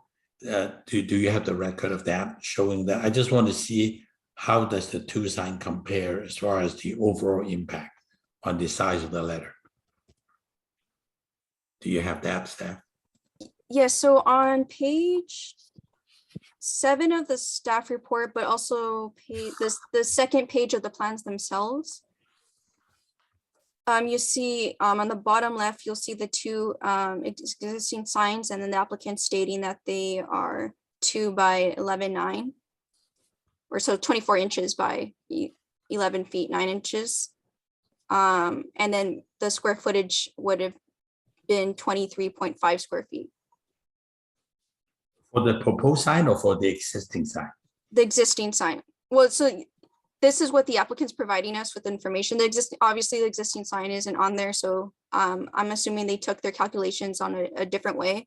Okay. But that's the information they're providing on the bottom left-hand corner. I'll ask the applicant later then. That's fine. Thank you. Appreciate that. Thank you. Thank you. Any other question from the committee for staff? Seeing none, I'll now like to invite the applicant or the applicant's representative to present the case. Please cite your name and address. Yes, my name is Eddie, and last name is Xue from Sign Art Company. I'm the sign designer for this project, and I'm signing the contract for doing the sign for them. And based on the the address is 2390 Huntington Drive for the existing bank for the HSBC. Based on the design for this sign, the cassette bag, normally they have their own design, colors, everything. For me, when I was go there, I just measure existing signs and the size of them. I try to, get the, properly, the size, everything for the sign design. And the building frontage is by 66 feet. Is by city code allow us to have 120 square feet for the signage. But we measure the existing signs for the HSBC Bank. They are 2 feet by 11 something by 23, almost 23, 24 square feet. So when I design them, we're based on the Cassie Bank, the logo, we use 24 inches, and letters, we use 18 inches. And the total use the 28.5 square feet each signs. So similar as sign before. And the HSBC sign with since we remove it, and they're all 24 inches letters. So we use the 18 inches. Similar looks smaller than it. The other things is the lighting. We are proposed the 2 set of lighting signs, and we will set up timers. Try to most nights so we get a schedule for the timer. We use the based on whatever the banking requirements. But if the city of the San Marino want to a little bit lighting less than regular hours, we probably have a limitation setting hours based on whatever the membership will give us ideas, and we will have the timer make adjustment for the lighting each days. And also the lighting for the signs, the city have the certain requirement for the the candlelights, 10 candlelights per square footage of the sign. I have pretty much figure here, so we probably use the lowest the LED modules with 3000 K, and less than 10 to 11 LED module per letters. So it's compared with the most we are doing the sign right now. We use the 5000 K, 18 module per letters, like 18 inches high. We probably reduce almost 50% of the lightings. So it will be light is lighting up, but not really bright enough. That's I just try to compare the the city requirements. Yeah, that's it. Thank you. Thank you. Is there any question from the committee to the applicant or the applicant's designer, please? Yes, I do, Chair. I do have a question for Mr. Committee member Chang, please go ahead. Thank you. Eddie, on the signage, this is a internal LED channel letter. Is that what we're proposing? Yes, it is. It's the same with the HSBC Bank before. And illuminated channel letters interior. Right. Internal lighting. And the raceway is behind the stucco wall? No raceway. We just punch the hole, put a wire behind the wall. So we widen inside. A transformer widening all inside the wall. So you won't see the raceway. We don't have a raceway, only the letters. Okay. Okay. And the box is about 4 inches, right? And using red face and red side, basically the whole block that's red, right? Yeah, that's basically the standards of the Cassie Bank. We did all the bank around the surrounding cities. It's all one colors in red and the 4 inches letters. And there's no cap. The cap is all red, so the whole letter all red. Is all red. There's no other color. No other color for the Cassie Bank. No. Okay. They are the only one color for all red. Okay. All the logo and the lettering they use it is registration for the Cassie Bank's signage.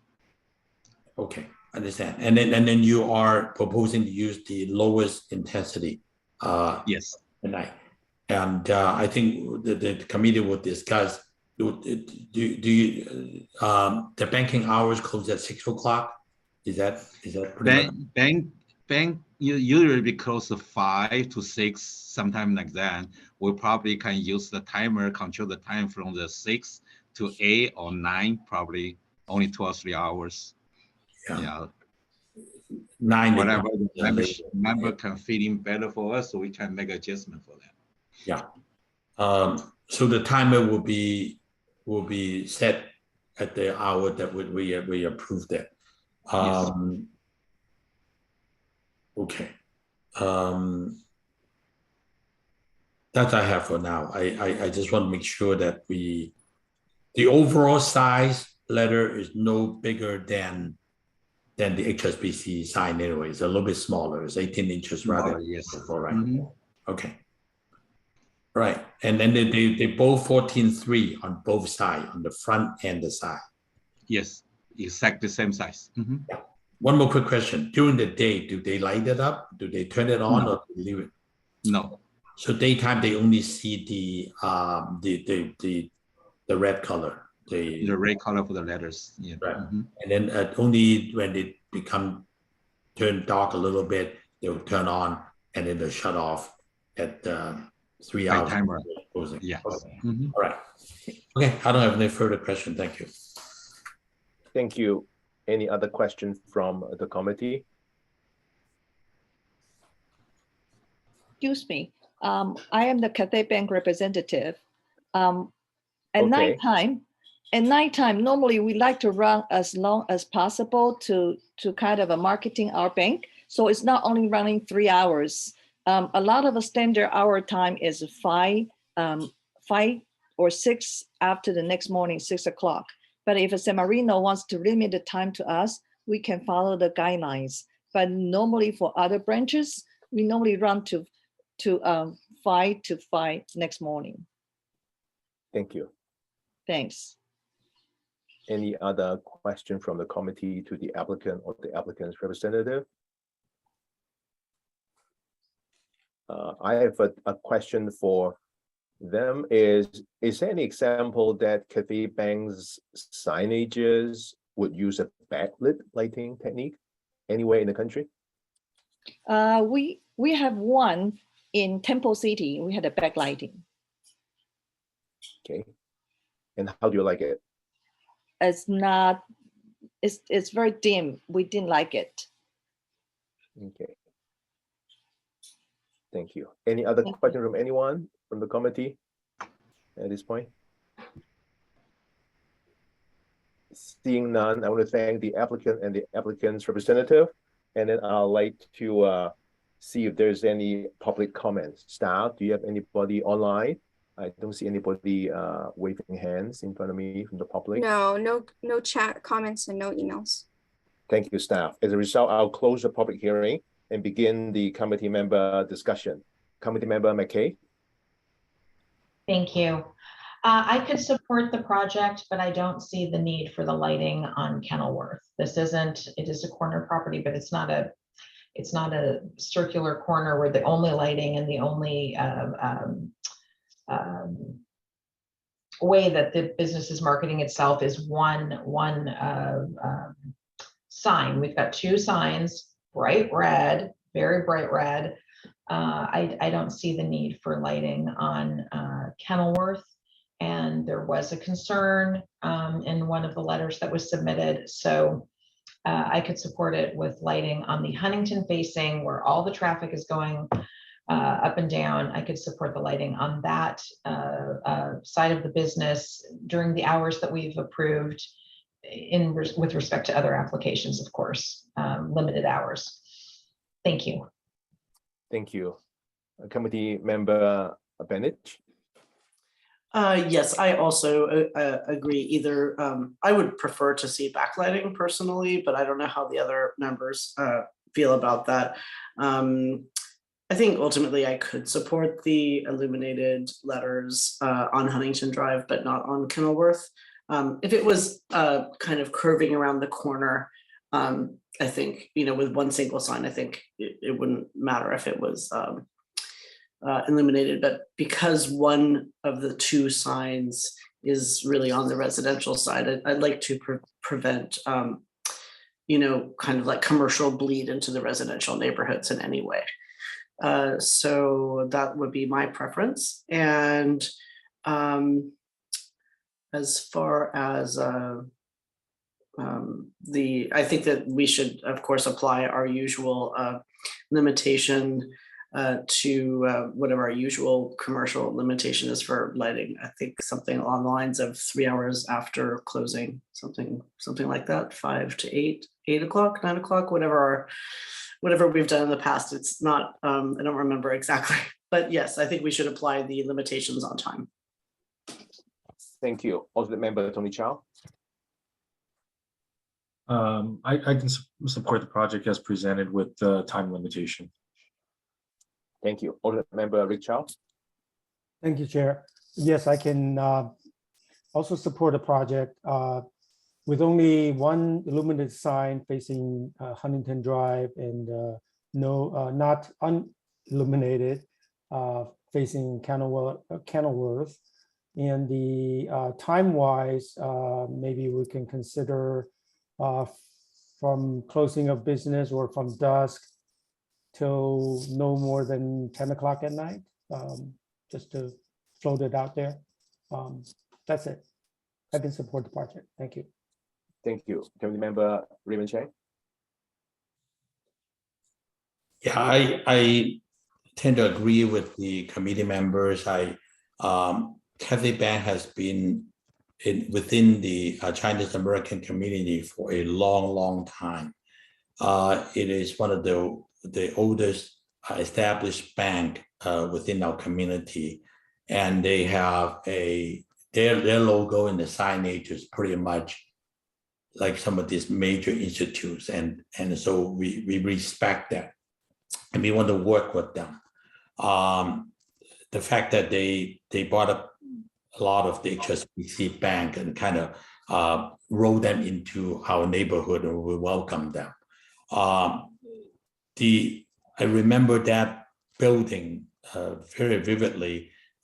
We had a lot of discussion during that time when they came in. So the fact that they took over the bank and they tried to get pretty much the same amount of signage on it, which I think we like to work with them. But because of the complaint from the neighbors on the residential side, for the representative from the bank, I just want to share that with you. It is not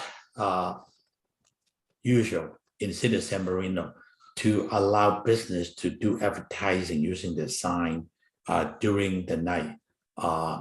To people don't just see the signage and go there and bank with you.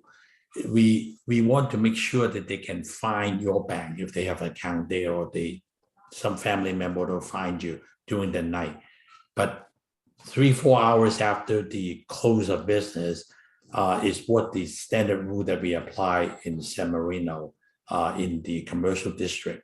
I think 10 o'clock, we approve it in Mission area, we approve it on Huntington Drive, and it's consistent throughout.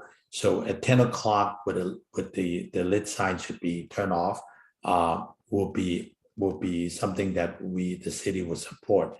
And honestly, the sign is very legible. Sign does good work, and their signs are well made. And so the side street sign will be very readable during the day, and only during dark hours, and they can still catch it on Huntington Drive. So I can support the whole thing.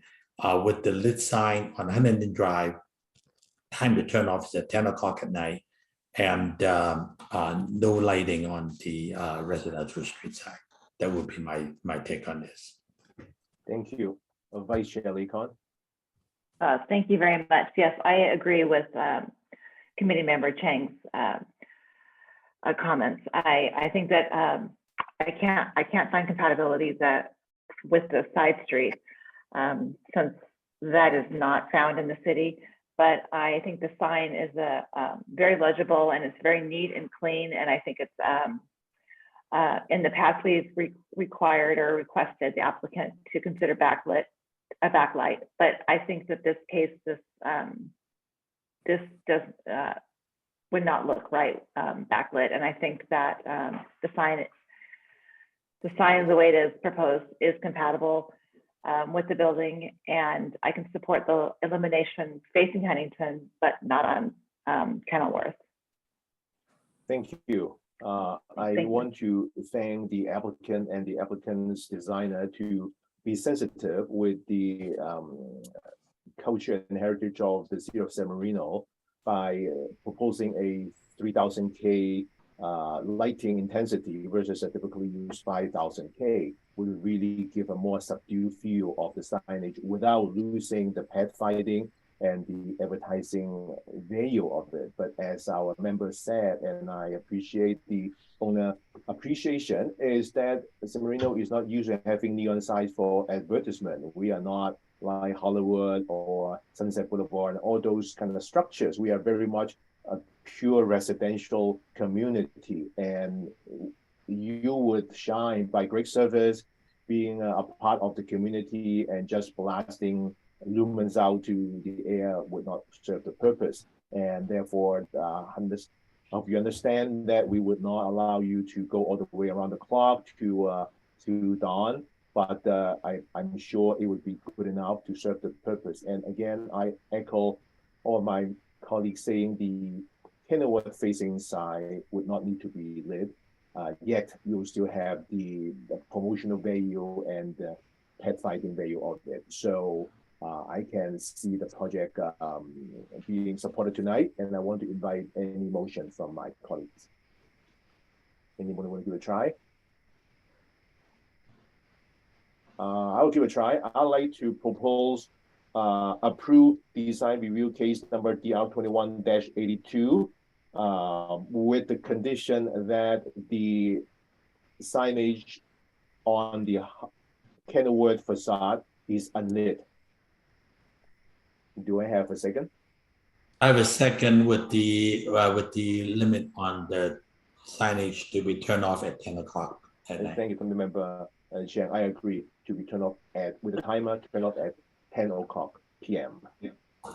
May I suggest an amendment also that you suggested the limitation on the to 3,000 rather than 5,000? 3,000K. Yeah, that is in the conversation, and that would be a condition as well. Thank you so much. So 3 conditions: timer, turn off the lighting by 10 p.m., intensity of the neon at 3K, and then the signage on the Kenilworth facade is unlit. I second. So, thank you, staff. Let's have a vote. And just for the sake of the minute records, it was first moved by Chair Wong and seconded by Committee Member Chang. Correct. And for a vote, Chair Wong? Yes. Yes. Vice Chair Lakin? Yes. Committee Member Batiniche? Yes.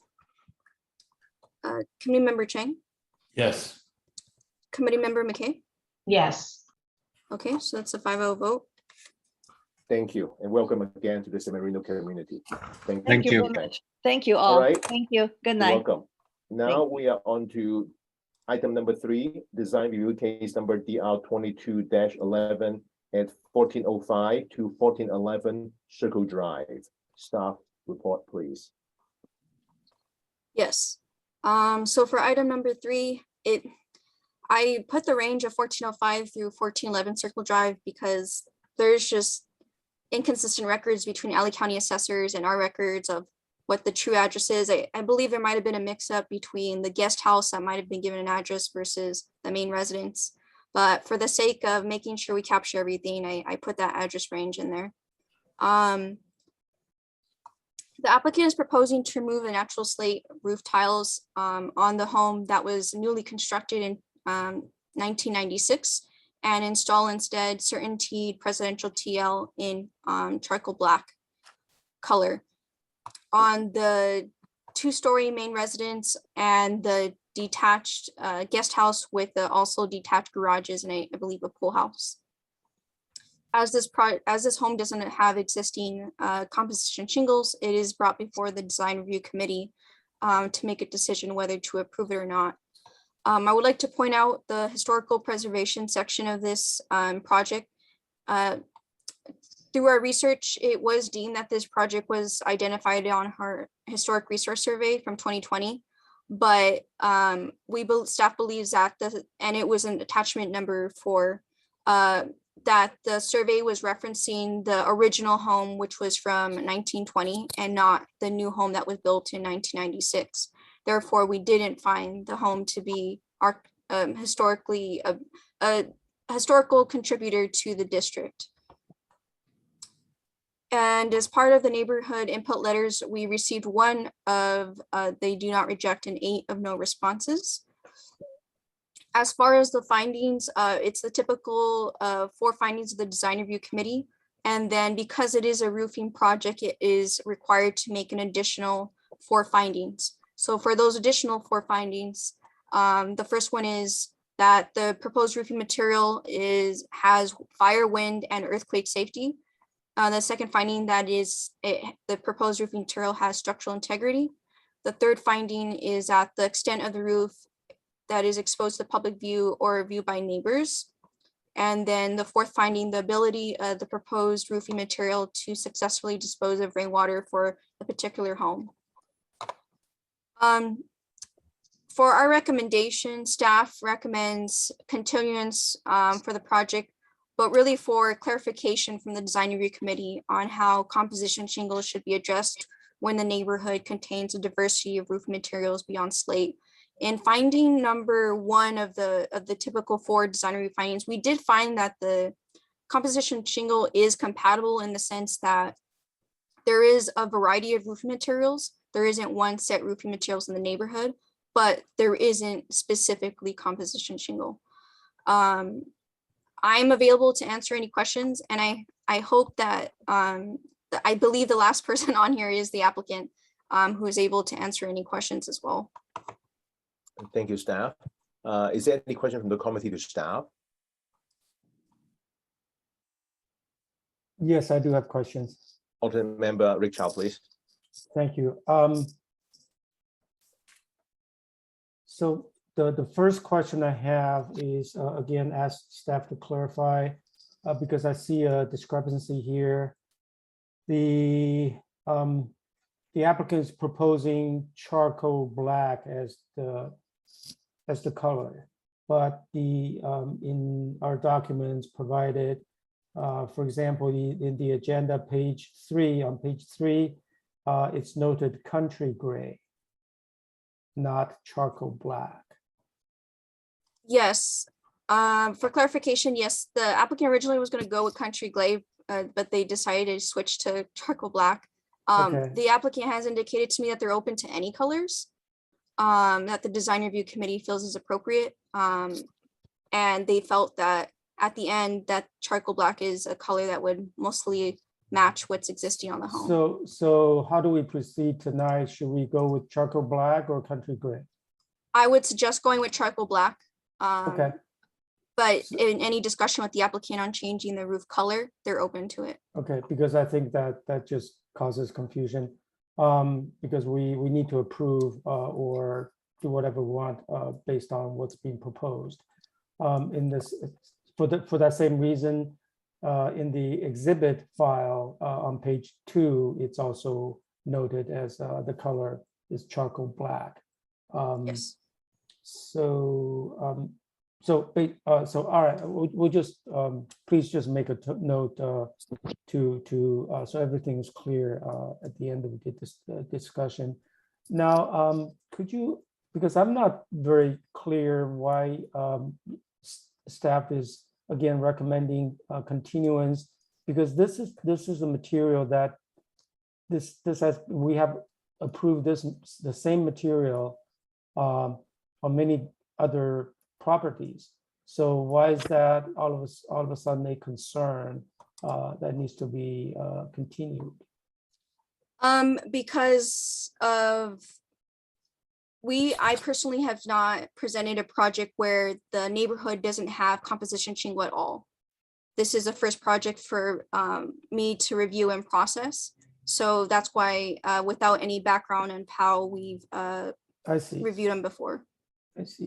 So when you're saying that the neighborhood has a variety of roofing materials, but you are actually saying that although it has different roofing materials, but you don't see this particular brand, Certainty,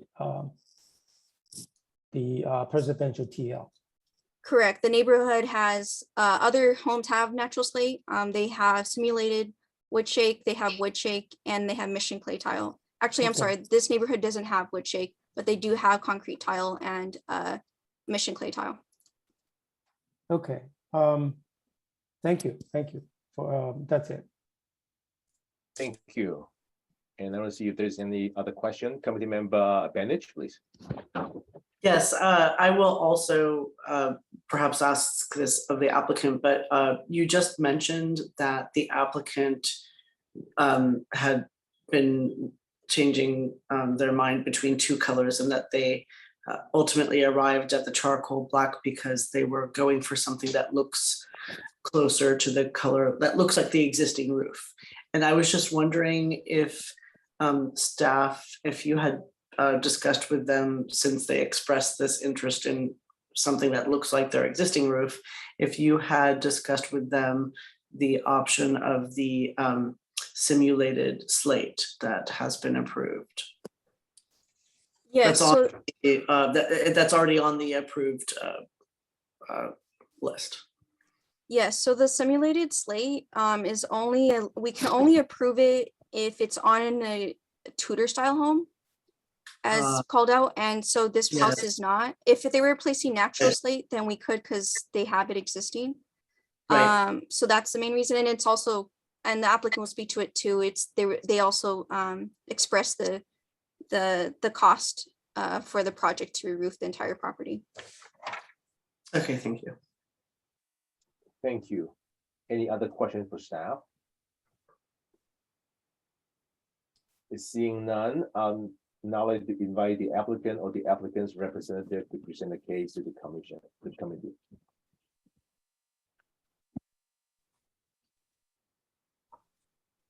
Do you have the owner or the owner's designer or architect? Please say your name and address. You're muted. You're Sean. Sean?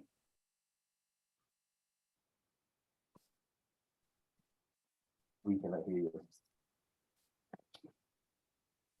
I'm gonna message him on the chat.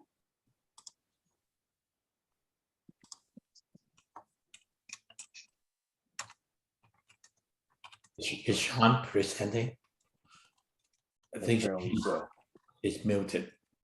Is on mute.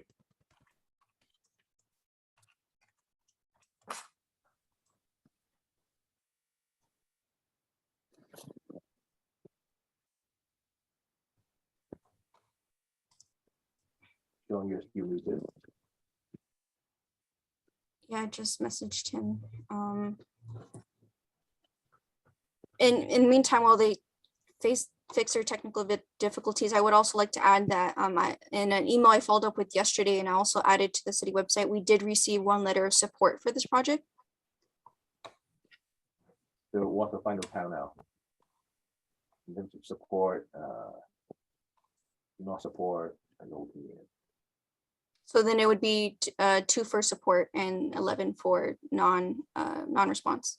Thank you. Is Sean responding to you? No. All right, we'll give it one more try. Let me call the applicant. Okay.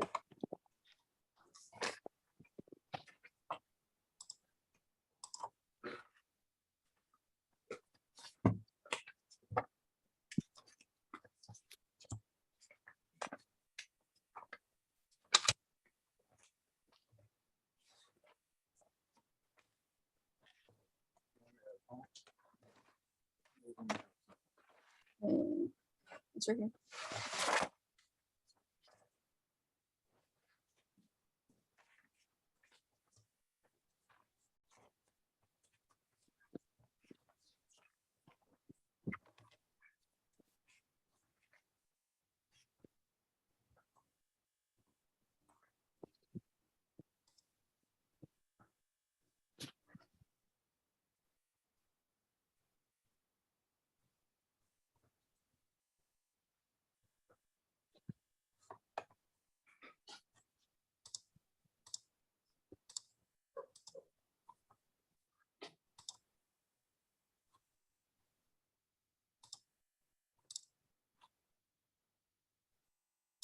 John, this is Isidro with the City of San Marino.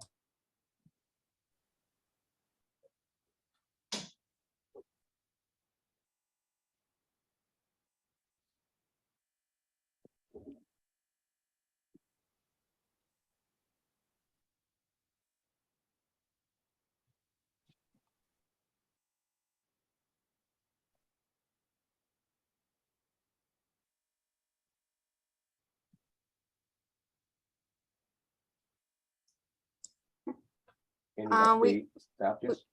We've tried reaching the applicant and they're not responding. Okay. I guess I'd like to then move on and see if there's any public comment. Yeah, I don't have any public comment in my emails or in the chat. Thank you.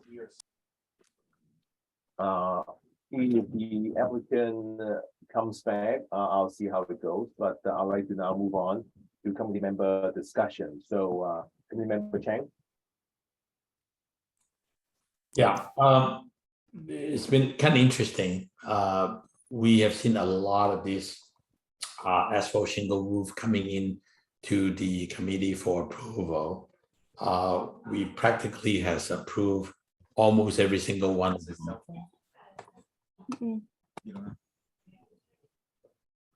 We have approved every single one that comes along as, because being on the peer approved list with that color that is peer approved.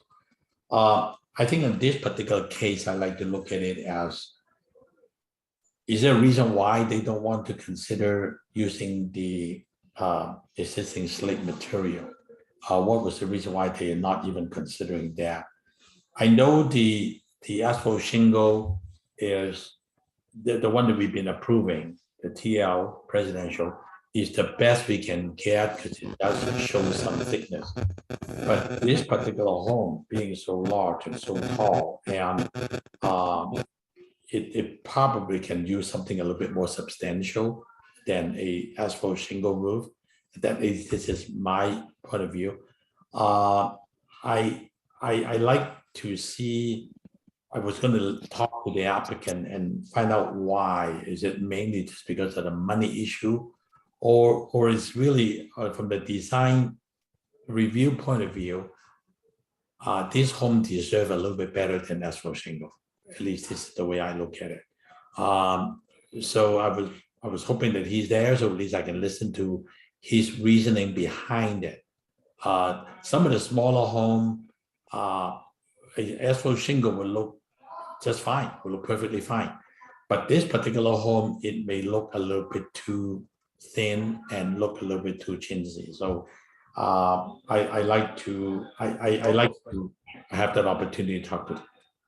So I would listen to the rest of the committee members. I'm not ready to make a decision tonight unless I talk to the applicant. Thank you. So to circle back to staff, is the applicant still not available? No, we're still trying different ways to contact them. I would like to add that the applicant, and if the applicant pops on, you can ask them as well, but the applicant did mention to me is, yes, pricing was one item. The second item was they didn't want to continue with the slate itself because it's currently falling off the roof, and they didn't want to replace it with material that would have the same issues. And the pitch of the roof, they want to be able to add something because of the existing pitch, and add something as extremely lightweight as possible so they can be able to address the current roof framing issues that they have and also be able to walk on it. So those are the four main points that the applicant has stressed to me. Committee member McKay. I concur with committee member Chang, and I could support a continuance tonight. I don't think that it's appropriate for us to approve it for this home without hearing from the applicant. Thank you. Thank you. Alternate member Rick Chow. Yes, I agree with committee member McKay, so I can support a continuance. Thank you. Alternate member Tony Chow. Yeah, I can support a continuance as well. Thank you. Committee Member Bennett. Of course, I can support a continuance on this, and I think that committee member Chang really perfectly expressed my concerns. I don't think that this is the right material for this house, and I understand that we want to ask the applicant about, why are they choosing this? I would say that based on what I understood, what we just heard from staff, based on staff's understanding of the situation, there is a money concern, and there is a weight concern, and something that they could walk on, all of which would be met, I believe, by the perhaps the simulated the simulated slate, or another natural material. I also would say that I'm trying to be delicate here, but when you own a house on Circle Drive, I think our expectation is that there's going to be some higher quality of material, and that quality comes sometimes with some price. And, I don't know what the price difference is here, so I don't want to jump to conclusions. It could be extremely drastic, but I am doubting that a little bit, but without knowing exactly the situation, I think it would be unfair to say, but I agree very much with Committee Member Chang's remarks, and I hope that we'll be able to continue this and address the issue next time. Thank you. Vice Chair Lee Kon. Hi, thank you. Yes, I could support a continuance based on the fact that I don't find CertainTeed shingles, presidential shingles, to be appropriate for the house based on the architecture. And when we use the CertainTeed presidential shingles, we are replacing it with a wood shingle roof. This is a slate roof, and a wood shingle roof is not appropriate for this house. We don't have a lot of this style house. I know that it's a newish house, but it is a very grand and elegant old style home, and very classic and traditional in that sense, but of newer age. And it needs to be something more grand and appropriate for that style. So I couldn't support asphalt shingle based on that. And I also I don't find it compatible in the neighborhood due to the fact that there aren't any in the neighborhood that have been selected, approved to replace a wood shingle. There's other materials that can replace a wood shingle. So therefore, I could not support this evening. Thank you. I want to check with Director Figueroa or staff. Is the applicant or the applicant's representative back to the meeting? I want to first ask Mr. Mas, is it appropriate if I allow the applicant or his representative to speak at this point? Chair, I'll weigh in from the legal side. If you're going to continue it, I don't think having them speak tonight is the most appropriate of choices here. I think if it's going to be continued, that all should be done at one time, especially with potentially the applicant himself not being present. So legally, I think it's either continuance or you begin the discussion tonight, but not discussing the discussion. So I think Calvin, the applicant is here. Yeah. Okay. Calvin is suggesting us to continue our discussion and then vote, correct? That's correct. So Director is okay with you? Yes. Everything, the window has been closed for the applicant to speak. All right, I'll take the legal advice and then continue our discussion and chip in my 2 cents. Is that when I hear from staff that the natural slate fell off, I would definitely want to understand, is it a framing issue? Is it a design issue? Because slate supposedly with that low pitch roof for the main residence should not be falling off so easy. I can see the auxiliary building, which is a little bit steeper in the roof, but even so, I mean, very substantial buildings should natural slates because of its durability, and falling off is not a good sign at all. So if it is a framing issue or if it's a structural issue, then that probably should be fixed rather than go for an material that is not compatible with the estate-like property in Circle Drive. So I echo with my fellow committee member, I cannot support a continuance tonight. So I want to see if there is any motion. Let me give it a try. I move to continue design review case number DR 22-11 to a date uncertain. Anybody second? Second that. So committee member Chang motion and committee member Benish second. Staff, please have a vote. Yes.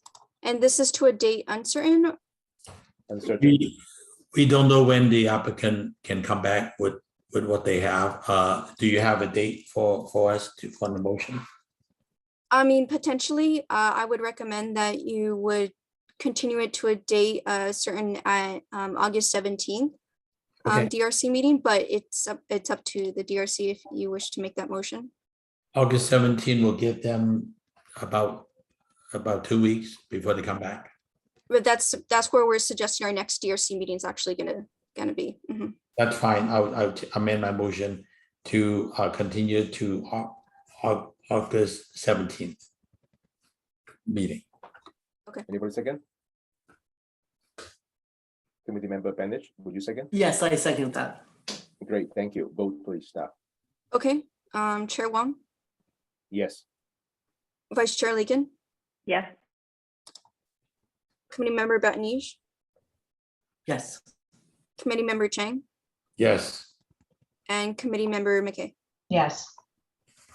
Thank you all. Now we are in the consent calendar section, which is to approve the approval of the minutes of the previous DRC meeting dated July 6, 2022. I just want to see if there is any opinion from the committee with regard to that meeting minutes. Seeing Sorry, continue. Seeing none, I would then declare that the meeting minutes on July 6, 2022 is approved. Okay, we don't need a vote, right? It's a consent item, right? We need to vote. I'm not quite sure. We should talk Mr. to Morris? the attorney before the record. Maybe should have. a motion on Yes, yes, you'll need a vote on this. We will need a vote, right? Correct. Okay, I move to approve meeting minutes for the July 6, 2022 DRC meeting. Second. Committee member McKay second. Staff, please have a vote. Okay, so Chair Wong, Yes. Vice Chair Legan, Yes. Committee Member Batnij, Yes. Committee Member Chang, Yes. Committee Member McKay, Yes. 5-0. Thank you. So motion carries. Now we are on item number 5, which is the reorganization of the design review committee, which is an annual exercise, and my term has lapsed, and I have the privilege of serving with all of you as the chair of the RC, and now it's time for me to pass on the baton. And staff, is it appropriate for me to make a motion? Yes, Chair Wong, it is appropriate for you to make a motion. Thank you, Director. I motion to elect Ms. Crystal Lakon to be the incoming chair of the RC. I'll second. Committee member Benish second. Let's have a vote. I'm sorry, Chair Wong, who seconded that? There's a committee member Joyce. Benish. Thank you. Thank you. Staff, we can have a vote. Chair, sorry, let me put this down. Sorry, Chair Wong, Yes. Vice Chair Lakin, Yes.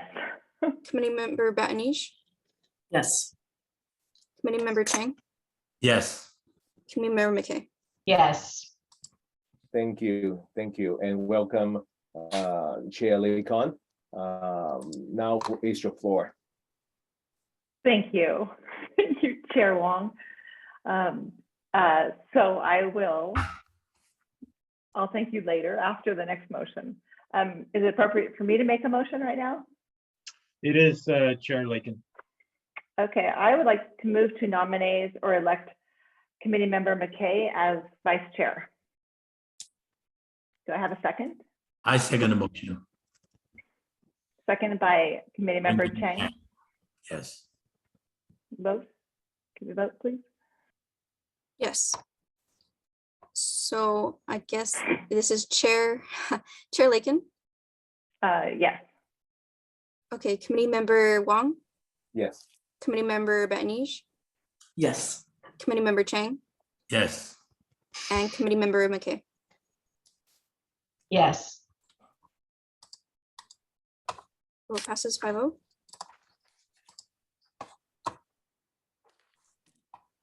Congratulations, Vice Chair McKay. Congratulations. Congratulations. To both of you. And thank you, Chair Wong, For a great job. for such I a great job. appreciate And all your camaraderies and Yes. support. It's been a privilege working with all of you and staff and the community. And I would like to not only share my gratitude, I also want to let you know that due to family reasons and a couple of other things around me, I would have to regrettably resign from the committee with immediate effect. We have seniors coming living with us that started in the past month or so, and they are octogenarians and septuagenarians. So really, really great seniors, but we've taken a lot of our personal time. So the 6 p.m. schedule, it is actually difficult for me for various reasons as well. I hate to leave you all, but I know that it is now in good hands of Chair Lee-Con and Vice Chair McKay and all of you. So I know the city has a procedure to allow anybody interested to either apply for the vacated slot or appoint a person to fill my slot. I think Director Figueroa may have some updates, so I think that's what I understand. But in any event, I think we are a great team and breathing bench strength. And succession plan is always my mantra in my leadership life in the past and continue on so that we can be better than I take it over. So thank you. And I would be an active citizen and resident of the community. So if there's anything I can help, just give me a holler. Thank you. If I could just say thank you so much, Chair Wong, for your service. It's really been a pleasure being on DRC with you, and I always respect your work, your comments, your intellect, and thank you very much. And I'm really sad to hear that you're leaving us, but I hope that you will remain an active citizen. Thank you. Thank you. Thank you for your leadership, Chair Wong. You're more than welcome. We will miss you. We will miss you. yes, Thank you. we will miss you. We enjoy your leadership. Really was nice. We really did. Even when you weren't the chair, you've done a great job. So Yeah. you're quite refined and respectful of everyone. So we're really going to miss you. Thank you. I'll be walking I would my like to dogs say- around the block. Yeah, so Yeah. you know, we can always catch up for coffee or something. I know, you know, with Chair Benish and Chair Lee-Con, we together want to do a few more things for the committee. I was able to do it with Chair Lee-Con on the staff training, on the meeting side, the front ends and whatnot, which is very helpful. But with the COVID, with the staff turnover, it is not easy. But I want to thank Director Figueroa and the team, and also Council Member Gretchen in supporting us and giving the opportunity for us at least being trained by the attorneys in the previous recent meetings. I know more resources is coming, and I look forward to being an active member and be rooting for you all. Thank you. Thank you, Peter. Really, it's been great pleasure and honor Yeah. working together. Pleasure of mine. Great 3-year span. Thank you. All right, I should let Okay. Chair Lee-Con move to item number 6, I Okay. guess. Okay, let's start with item number 6, our Community Development Director's report. Go ahead, Community Director Figueroa. Thank you, Chair Lakin, and congratulations to Vice Chair McKay. I look forward to working with both of you in your new capacity. I'll be really short. Just wanted to inform the committee that for the Planning Commission public hearing next week, there will be a DRC appeal. There was a re-roof for 970 Sherwood Road. DRC denied that application, and that's going before the Planning Commission next week. So I will report back on the status of that that review. And some good news, the planning division will now have 2 new assistant planners. One will start on August 1st. The other one will start on August 8th. We really are looking forward to them coming on board, helping us out, and hopefully they'll be interacting with all of you pretty soon. Obviously, there's a learning curve and there's some time for training, but we're just happy to have them here so we can get that started with. And finally, I would be remiss if I did not